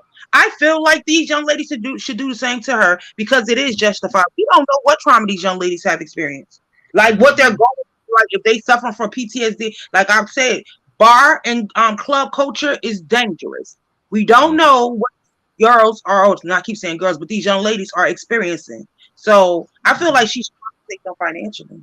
You know what I wonder too? I wonder what actually happened. Like, is the fact that yes, you got a plea deal or whatever, but it's like you got off. You don't have any jail time. You only get 15 days of community service, and if you don't actually do the community service, you only get you only get to like serve like 15 days in jail. I'm trying to see because another thing I do know about cases, there's always a lot of details missing out that the general public knows. So I'm trying to see is there something that we don't know that's really got her not having serving jail time, or where they can't even sue or something? Like, I'm trying to see what is that. Like I feel like there's something missing. Like that we know that something's missing. Because I just knew that she was gonna get drunk. I was like, girl, it's a possibility. I knew that she wasn't, just because, wow.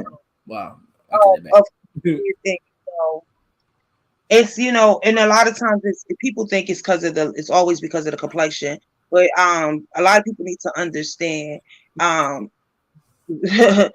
people don't see her as the complexion for, how they say the color for the having that phrase. They don't view her as, it's about money when it comes to Cardi B, because a lot of mainstream, like, okay, their kids might like her, but when it comes to the parents, they don't like her. They look at her as trash. She ghetto. You know what I mean? She represents everything they don't like about us. Outside of our, you understand? So I know it's nothing but a money thing, and 9 times out of 10, she probably, some palms was probably, as they say, rubbed. There was definitely some backdoor deals that, and I can tell you personally from being in court with relatives and things, a lot of times the victims don't have a say on what prosecution offers. You understand what I'm saying? You don't have a say. It's like everything is in their hand, unless you take it to trial and there's a jury. But as a victim, you don't. Only thing you can say is you want to press charges. You have no say in what the charges can be, what could be offered as punishment. You don't have a say in that, which is crazy. That's crazy. That's crazy. I mean, you come about it. I know there's some reasons for that too as well, because some people might be, go the extreme or whatever. But I just feel like there should be the witness should, whoever the victims are, they literally should have some type of say. So I feel like these prosecutors should let them know what the plea deals are. Well, which one would you like for us to offer? You know what I'm saying? Give them a bag and let them pull something out the bag. Or you understand what I'm saying? Yeah. Give them options. I would say something like this. If you go with the logic of letting the victims choose, because 9 times out of 10, a victim probably, I would believe, and I could be wrong, of course, there's always exceptions to the rule. The victims or people are going to choose the extreme. So I think that when it comes down to it, someone that may not be in that field, the victim may choose the extreme, and then you have the other person that's more experienced in that field, that knows the legalities of what is more appropriate, can try to find a middle ground between the two. Do something like that. Yeah. Try to find that middle ground. So that's what I believe. Yeah. What else did we talk about? So the cop got suspended. The lady with her TikTok video. I talked about her too. I felt like she should be fired. To me, she really should be fired, because this is clear. I can guarantee this woman has done. Like they say she's new or something. She hasn't been in law enforcement that long, but I can guarantee you that this lady has definitely done some illegal things herself. As you know, she's abused her power. That is very clear to me. And they're playing in our face, or whoever the people that reside in that area or just be in that area where she's working, they're playing in your face. With that, they literally play in your face because it sounds like it. She shows signs of.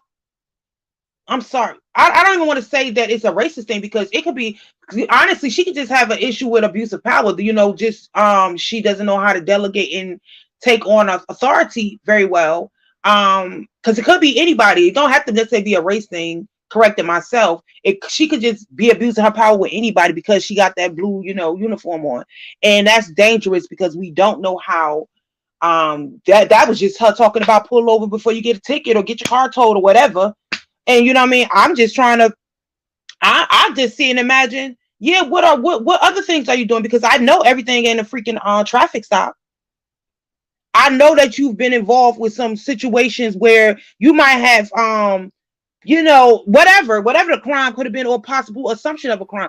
I just see that you don't have good ethics and morals. You definitely took an oath that you do not uphold. You are suspect to me for every time you stop somebody, every call you take, let's go and check on something. I couldn't trust her working in my precinct if I was her boss. I couldn't touch her if I was resident in that time because nothing.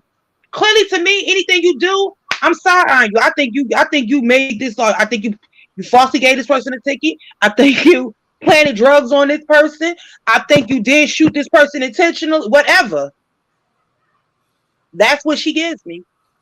And I would agree.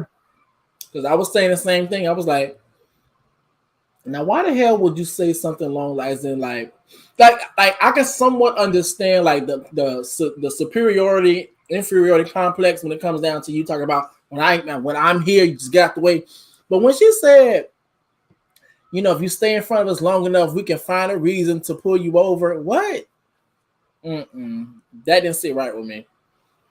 You know what's one of the most alarming things is the fact when I don't care what it. I'm trying to word this right. When people in position of power, I don't care if it's law enforcement, I don't care if it's position. Anytime a person has a position of power, you in a situation when they blatantly get on social media and they tell their truth, knowing good and damn well there's no consequence. That privilege, that type of privilege, and I use the word toxic all the time, it's toxic. And it's very telling of the world and the times we live in where they're so boldly, they letting you know. The only reason why she did that is because she knew there was not going to be any real reprimation for her.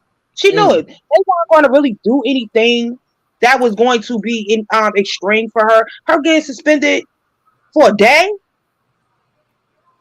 And now I'm like a day. No, she needs to, and now that I think about it, she needs to be supervised for a good couple of months. No, she needs to stay and they need to keep her inside and do it. She needs death. She don't need to be out in the field because she's untrustworthy. Can't trust her. That's a hell to the no. I couldn't believe the audacity, but then again, I said, look where we living at. Look at the times we living at. Just as well as we have all of these other movements, they have their own movements too. Believe it. They have their own. We think that we're making progress. In some ways we are, but we really aren't because it's what they're allowing us to do. You understand what I'm saying? It's like they giving us a little bait and it's pleasing us because we like, okay, well, it's progress. It's, it's only when we only took 1 foot forward, but that's one less foot we got to take later on. No, it's like, y'all got to see the bigger picture. They're letting us know in our face what they're going to do to us, even if we're not committing a crime. That's the catch of it all. Yep. Because we got the wrong people in positions that holds titles of some sort of authority. That ego gets up in there. Your bias gets up in there. your entitlement, narcissism gets up in there. Oh, baby, that is a recipe for destruction. I've seen it myself. I've experienced it myself. I'm gonna say this and I'm gonna get down. I dated. I was actually engaged to a state trooper in New Jersey. He gave me a couple of his business cards, and they usually say comp cards because it's a company card or whatever. And we were in this very influential. The town he lived in, he had moved to, was very influential. And I'm driving. It's like 2:00 in the morning. I'm on my way up to my hometown to go. I had a family emergency, so I leave out. He's at work, and I get pulled over. Now I saw the officer behind me, right? I wasn't doing anything. I did nothing that was unlawful. This man waited until I literally, and he drove on the highway, which was out of his jurisdiction. I drove on the highway once I like went to get on the exit to get on the highway, and I went to merge. How when you're driving, because I couldn't see the what you call them things, the stripes in the on the street. I couldn't see the road, literally the little things in the street because it was really dark. And I drove on the line. I didn't swerve over into the next thing. I was literally on the line, and I got pulled over. And I was being yelled at and everything before I'm defiant, so I will, give it back to you. But son said, don't say anything. Son said, just don't say anything. And I was being berated, yelled at, and even before I could even say anything, give my ID, like with my license, any of that or whatever, I was just, and long story short, he told me to get out of my car. He was going to have my car towed. I'm like on the highway, in the middle of the highway. It's dark. I was scared. This is before like it became such a big epidemic. The police is always killed innocent bystanders of that nature. But son just was like, girl, don't say nothing, whatever. When he went back to his car, I stuck my hand in my pocket and I pulled out my fiance's card and I gave it to him. And that was the only reason why he let me go. He actually knew my fiance. And when I told my fiance what occurred, when I called immediately and told him, he started telling me how this was a normal thing. He was like, I'm gonna take care of it, blah, blah, blah, blah, blah. I'm glad you thought and gave that, whatever. He's like, I'm gonna take care of it. He said, but this, he said, say something, this is common. He said, this is what we do. And this is a black man telling me this, what they do. They will literally follow you, damn near tailgate you. They will run your plates. They'll call in and have your plates and all of that checked out. It could be okay. Everything could be straight on you. And they will still follow behind you because they want to catch you doing the most minute thing. So they can. Now, correct me if I'm wrong. Now, I don't know if this is true or not. Maybe you have to answer this. Maybe you don't. I heard that cops have an arrest quota. Is that true? They do. They do have an arrest quota. And a lot of people don't know this, though. You can a certain amount of tickets you can write for arrest and ticketing. They have a quota for ticketing as well. There's a certain amount of tickets you can give out, like for the same traffic violation. There's for a certain arrest, it's a certain amount of arrests you can do as well for the same crime. Like for instance, you can't be busting. Let's say the quota is, let's just throw a number out there. Let's say 50 arrests. You can't arrest 50 people who are for allegedly distributing drugs. Because there are other crimes than just that. You can't, if it's 50 arrests, you have to make a month. You cannot arrest 30 people for the same crime because there's too many different crimes that occur. So then it becomes a red flag that this is all you're doing. These are the only crimes that you're seeing. So then that can help build the case against you. That's why you see a lot of times when some officers get into trouble, like get lawsuits against them and things of that nature, they usually pull up their work record and see how many arrests, the type of things, charges they've placed on people and stuff like that, because all of that plays into it. But yeah, they have a quota. They sure do. What's the purpose of a quota? The system just want to, target certain people because although there is a quota, look, I mean, and it's across the board because you can't just say, oh, it's a quota. I work for every police department, police force, but the state in itself has a specific code of law. The quota, in my opinion, that's just built to arrest us, to throw us all in there, you know what I'm saying, to get them out there, power 100. Listen, that's where they make their money at. It ain't like, okay, for arrest you get extra, like you get a raise, this and a third. No, it helps build up your career, promotions and things of that nature. But it's just crazy to me because it's like, what? Fuck this system. That's it. I'm not gonna just fuck this system. All I know what the real deal is. It's just to put us on bars, and it's unfortunately because there are a lot of good cops out here. It's more or less, you know, the fact that some of them that are quiet, don't speak up, kind of merges them a little bit in with the ones that are the bad apples. But there are a lot of good cops out here, and if you know anybody that is a police officer, sometimes we need to try to befriend them so that we can get information and be, you know, be hip to what the hell really be going on. Because a lot of people are how the police actually operate. We have a generalization idea of what we think their motives are, why they doing this and what's going on. We don't even be knowing half of our rights when it comes to the police. Yep. So I just suggest people don't shy away from, you know, don't shy away from actually interacting with a police officer. You know what I mean? Sometimes those are the ones that can actually steer you in the right direction. And you know what I'm saying? You'll learn a lot. You always got to, you know, study your enemy. If you consider the enemy, you have to study the enemy. And it can't come from anybody else but those people, because those are the ones that are going to give you the most accurate information, because they're the ones that's doing the job. So, yeah, you're right. You're saying right. Like, because I don't get in trouble with the law. That's my law. Like my first time ever being arrested. Even then, I wasn't even like in jail. I was in a holding cell or whatever. But the guy was really nice. And plus, for one, I already knew the reason why he took me in is because he had a quota. I already knew that was the reason. That's the reason why he took me in. I was like, bitch, you just want to get your damn quota. You could have just let me go. But I understood. But however, he was real nice. He didn't disrespect me. I didn't disrespect him. I already knew what the hell was gonna happen. I already knew I was gonna get out the same day or the day after or whatever. But when you said the whole thing about the quota, it reminded me. It was like, oh, okay, yeah, of my experience and stuff. Alrighty, so let's see. We talked about that. Oh yeah. So when it came down to the YNW Melly, what were your thoughts on the YNW Melly and Pieper Lewis? Okay, so I'm definitely not. I remember when it first came out that what he was supposed to allegedly have done. I'm not familiar with him at all. But from the information he gave us,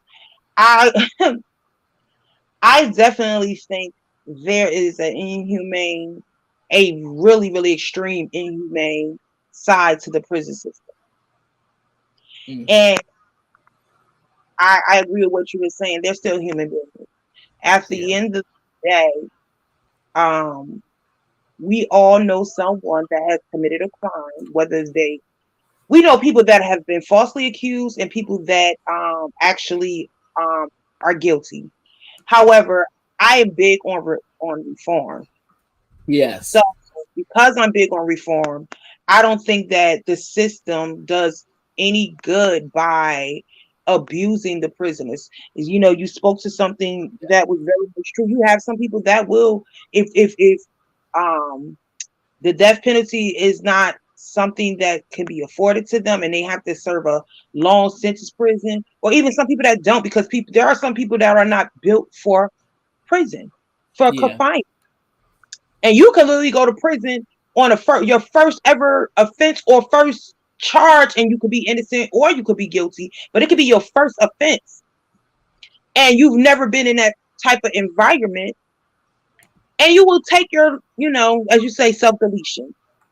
And it's because of treatment. And it's not always, people usually think it's necessarily the other inmates, but most of the time, every person that I've ever known that has done a prison term have always said that it was always the COs.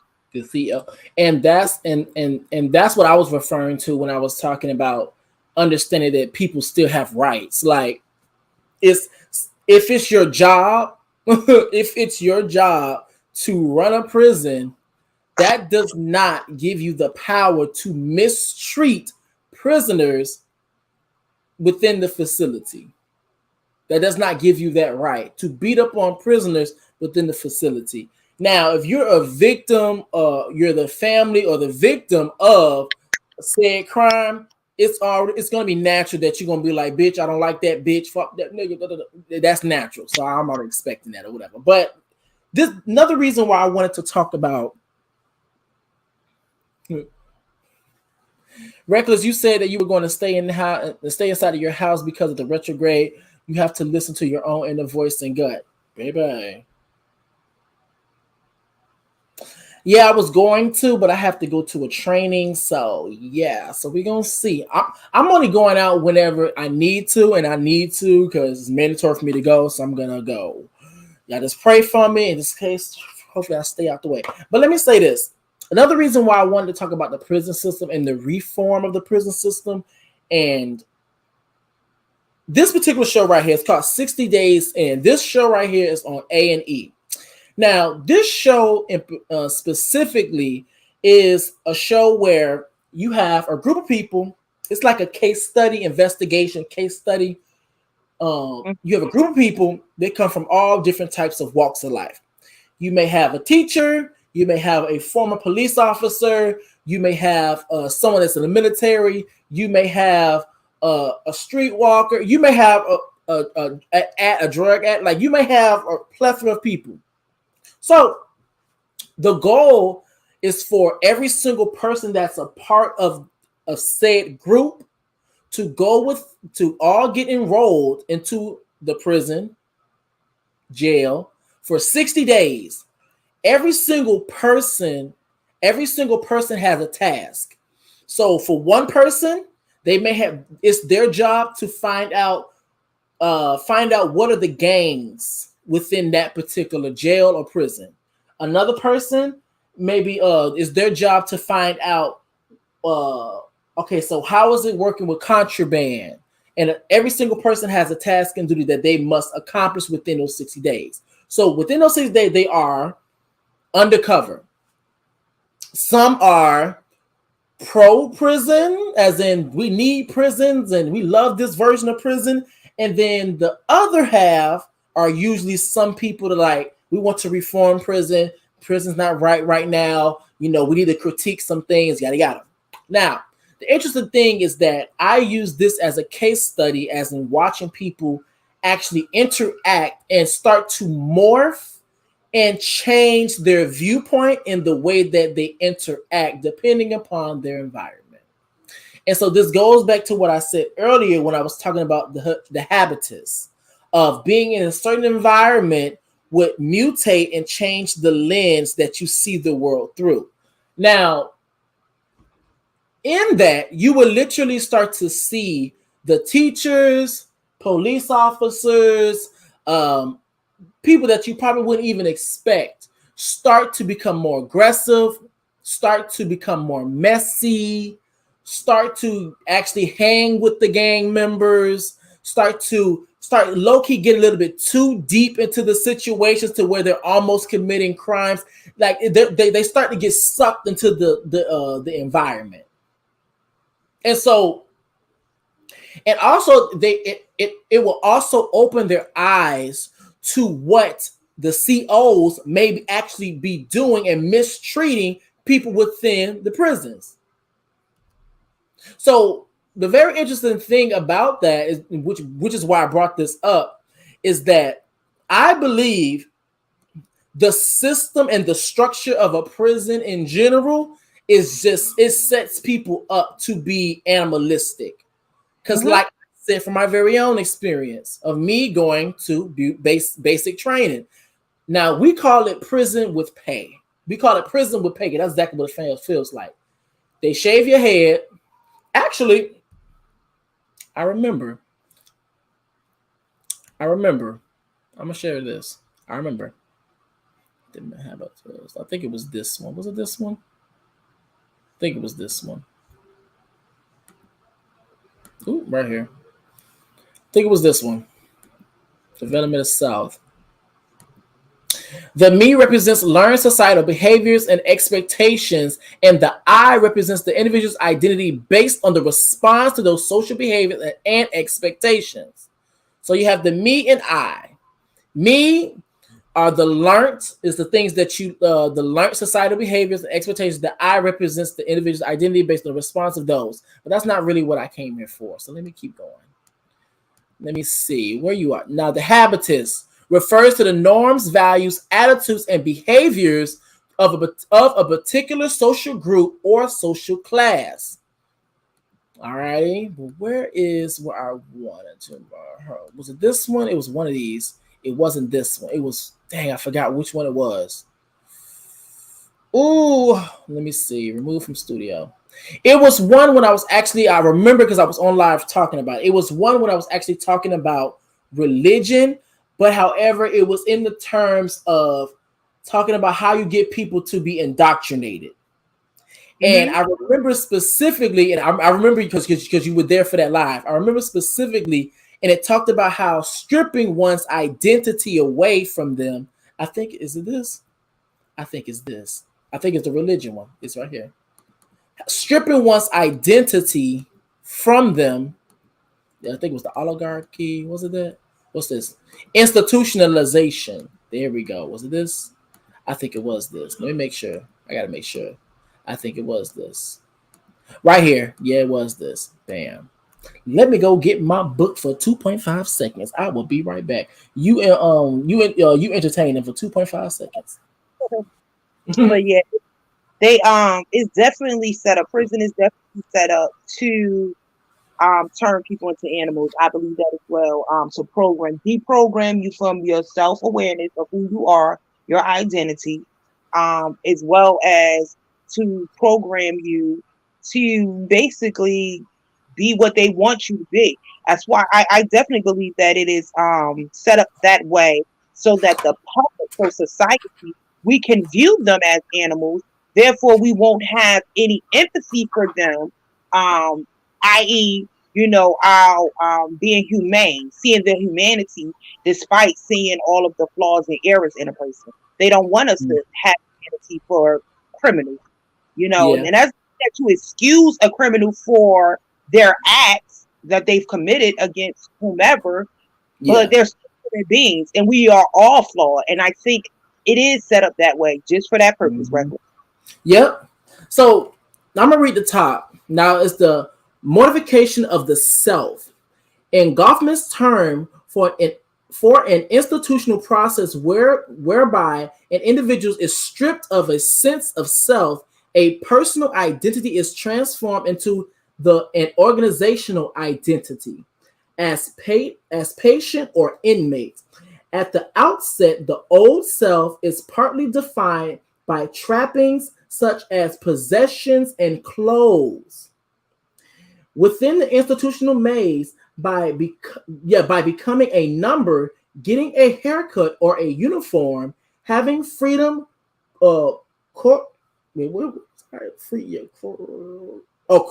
curtailed through physical restraints and one's behavior modified by rules or perhaps through medication, a compliant new self is forged. Here we go. Now we have the old self. Now it says at the top, clothes and possessions are taken away. Right below it, a haircut. Remember, I went through that.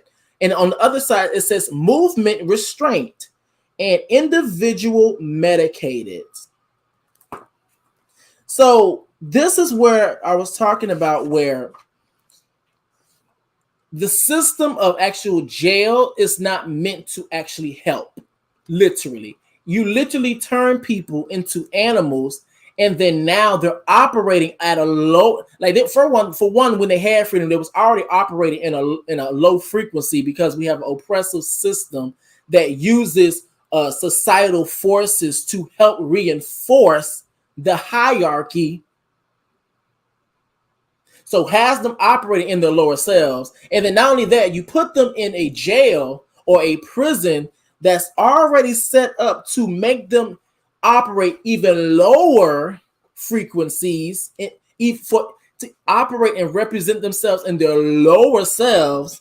And then not only that, they get out, have no redemptive qualities of even serving their time and actually being held accountable for the crimes that they did or did not do. Then guess what? They go right back into the world doing the exact same thing because that's all they know, because you have programmed them to do so.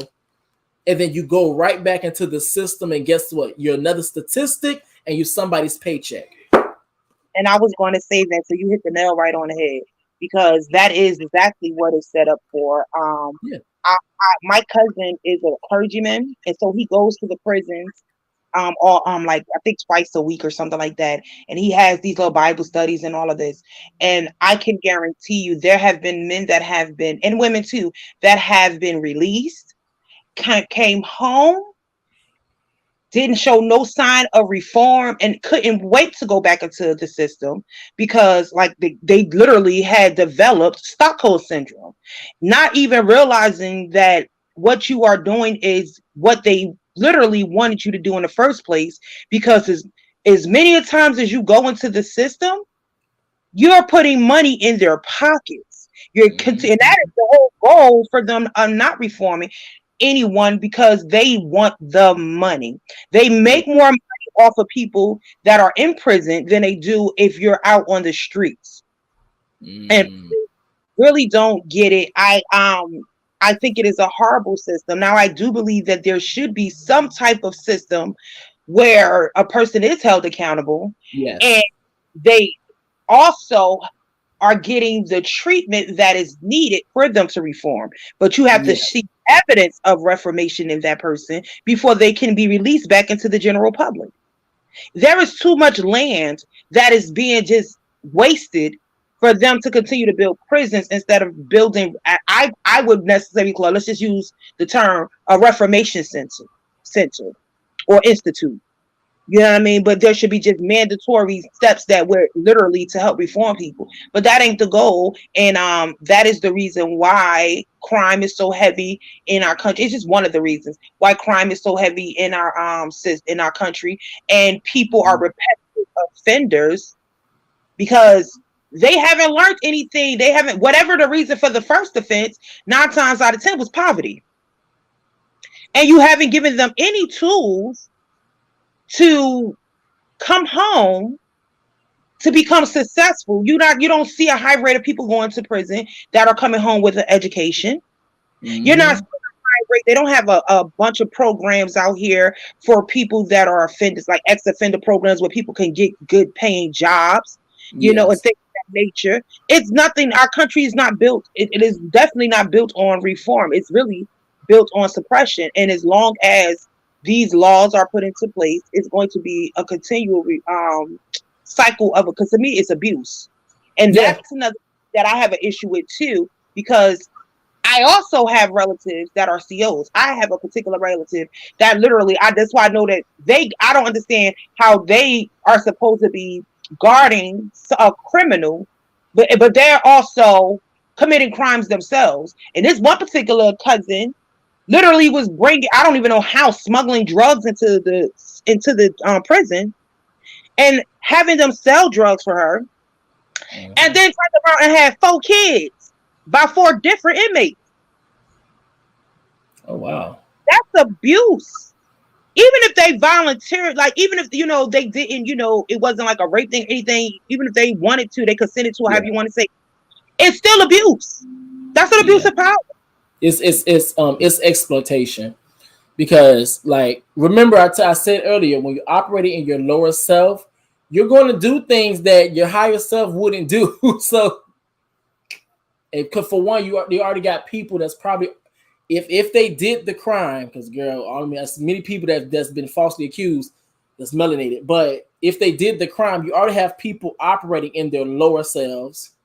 Then you go in the criminal system, the jail system, then it suppresses you and makes you even operate lower than your, like, one of the key things, because I was actually in the holding stuff about 4 hours.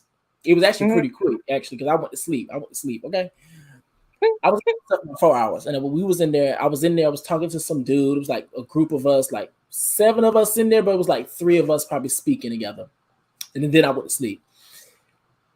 Now I started to hear their stories. They actually were in and out of, jail, the holding cell, or whatever. I ain't get too deep with them, but it was something that one of the dudes said to me and the other guy.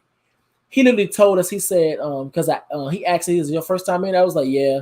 And he asked the other guy, and I think the guy said, "Yeah," or he said he'd been in there like twice ever.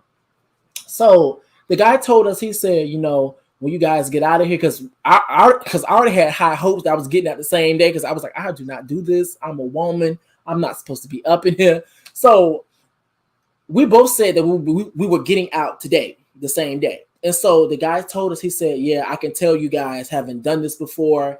Like I could tell by your energy, you guys still have a fighting chance." And when he said that, that hit different, because it lets you know that even though you may have people, or you do have individuals that do some fucked up shit that end up in that bitch. But however, that still does not address and talk about how the system literally mutates people and makes them look through the lens of animals, in a sense. Like it was real sad when he told me that. He was like, "You guys still have it," and plus it was the way that he said it. He was like, "You guys have a fighting chance. When you guys get out of here, y'all do something with it." And for me, it was the fact that he just looked at us and could tell that we would just look different. Like we was like, of course, it was like, I guess it was the energy, the way that we came in. It was like, "Hey guys, how you guys were doing?" And I guess everybody else, they was just dead at their core. They were just cold. That's the crazy part. What's interesting is our society just didn't. Now, I'm going to say, because I definitely, like I said in the comments, my god sister was murdered and she was innocent. She just happened to be a bystander walking through, and I do feel like those that were responsible definitely should have gone to prison. I still stand on the prison needs to be reformed. But I do believe that there are people that commit crimes that should be put into an institution where they can, have some type of accountability, not even them taking accountability, but serve out, their time for whatever the crime is. But when we as human beings cannot look at another person and see them as a human being, we commit crimes every day. Okay, let me not say commit crimes. We do wrong. See, I can't. People like to compare what wrong. Like doing something wrong has levels to it. Yes, there's some things that are extreme, but wrong is still wrong. You may not have murdered someone. Excuse me for using that word. You may not have deleted someone. However, in a physical way, but you've deleted their spirit, which can probably be, for some people, could be just as extreme as doing, doing it physically. You have to have some humanity, because we are all flawed human beings. That's something that needs to be really, really like drilled into people's heads. When you have people, not even talking about people that are innocent, when you have people that have actually committed the crimes, you don't know if they're a first-time offender or if they're a repeat offender.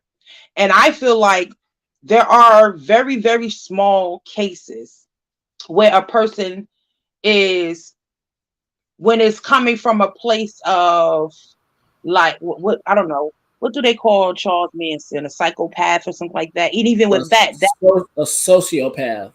Even with that is dealing with mental illness, in a way. So you have to understand that no one is born necessarily an M word. That is something that is literally created in them from whatever aspect of life, whether it's mental or whether it's just a one-time thing, a isolated incident. So there should be some type of compassion, but you can have compassion and still want a person to be held accountable. Yes. You feel as though a person, because they've done something you feel is unforgivable, unredeemable, which nothing is that I can't think of anything that could not come with a person being redeemed. I don't care what it is you do, even if it's the most extreme graphic things that I could think of. You still have to be redeemed through, reformation. Because if you change, maybe we should come up with something, where we as a whole can think of a punishment or something, a way of life where these individuals can still live and necessarily not be shunned and crucified for the rest of their life if they are become reformed. But we don't want to give people a chance to be reformed, because it's like once you've done a crime, you're guilty forever, and that's it. And I just don't think that is a good thing, because you got to place yourself in other people's shoes. And I know it's a thin line. So I don't want no one to think that, again, I lost someone to gun.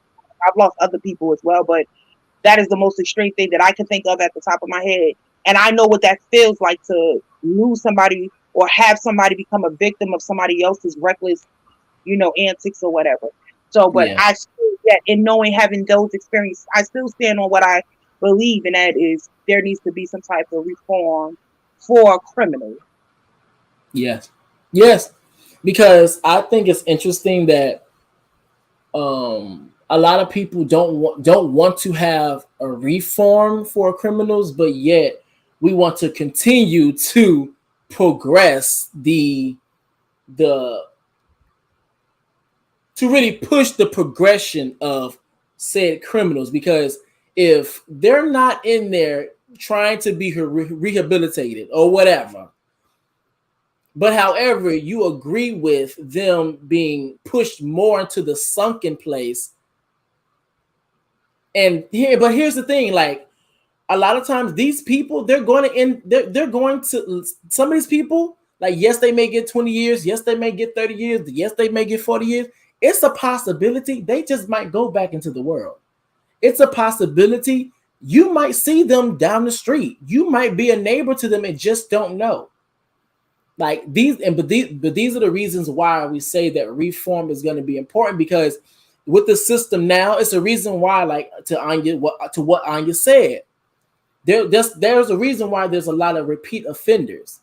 Is because basically what's working is not what's working right now. Now, it may be working for the pockets of people, but it's not working for the stability of others. So that's all I had to say on it. It's good.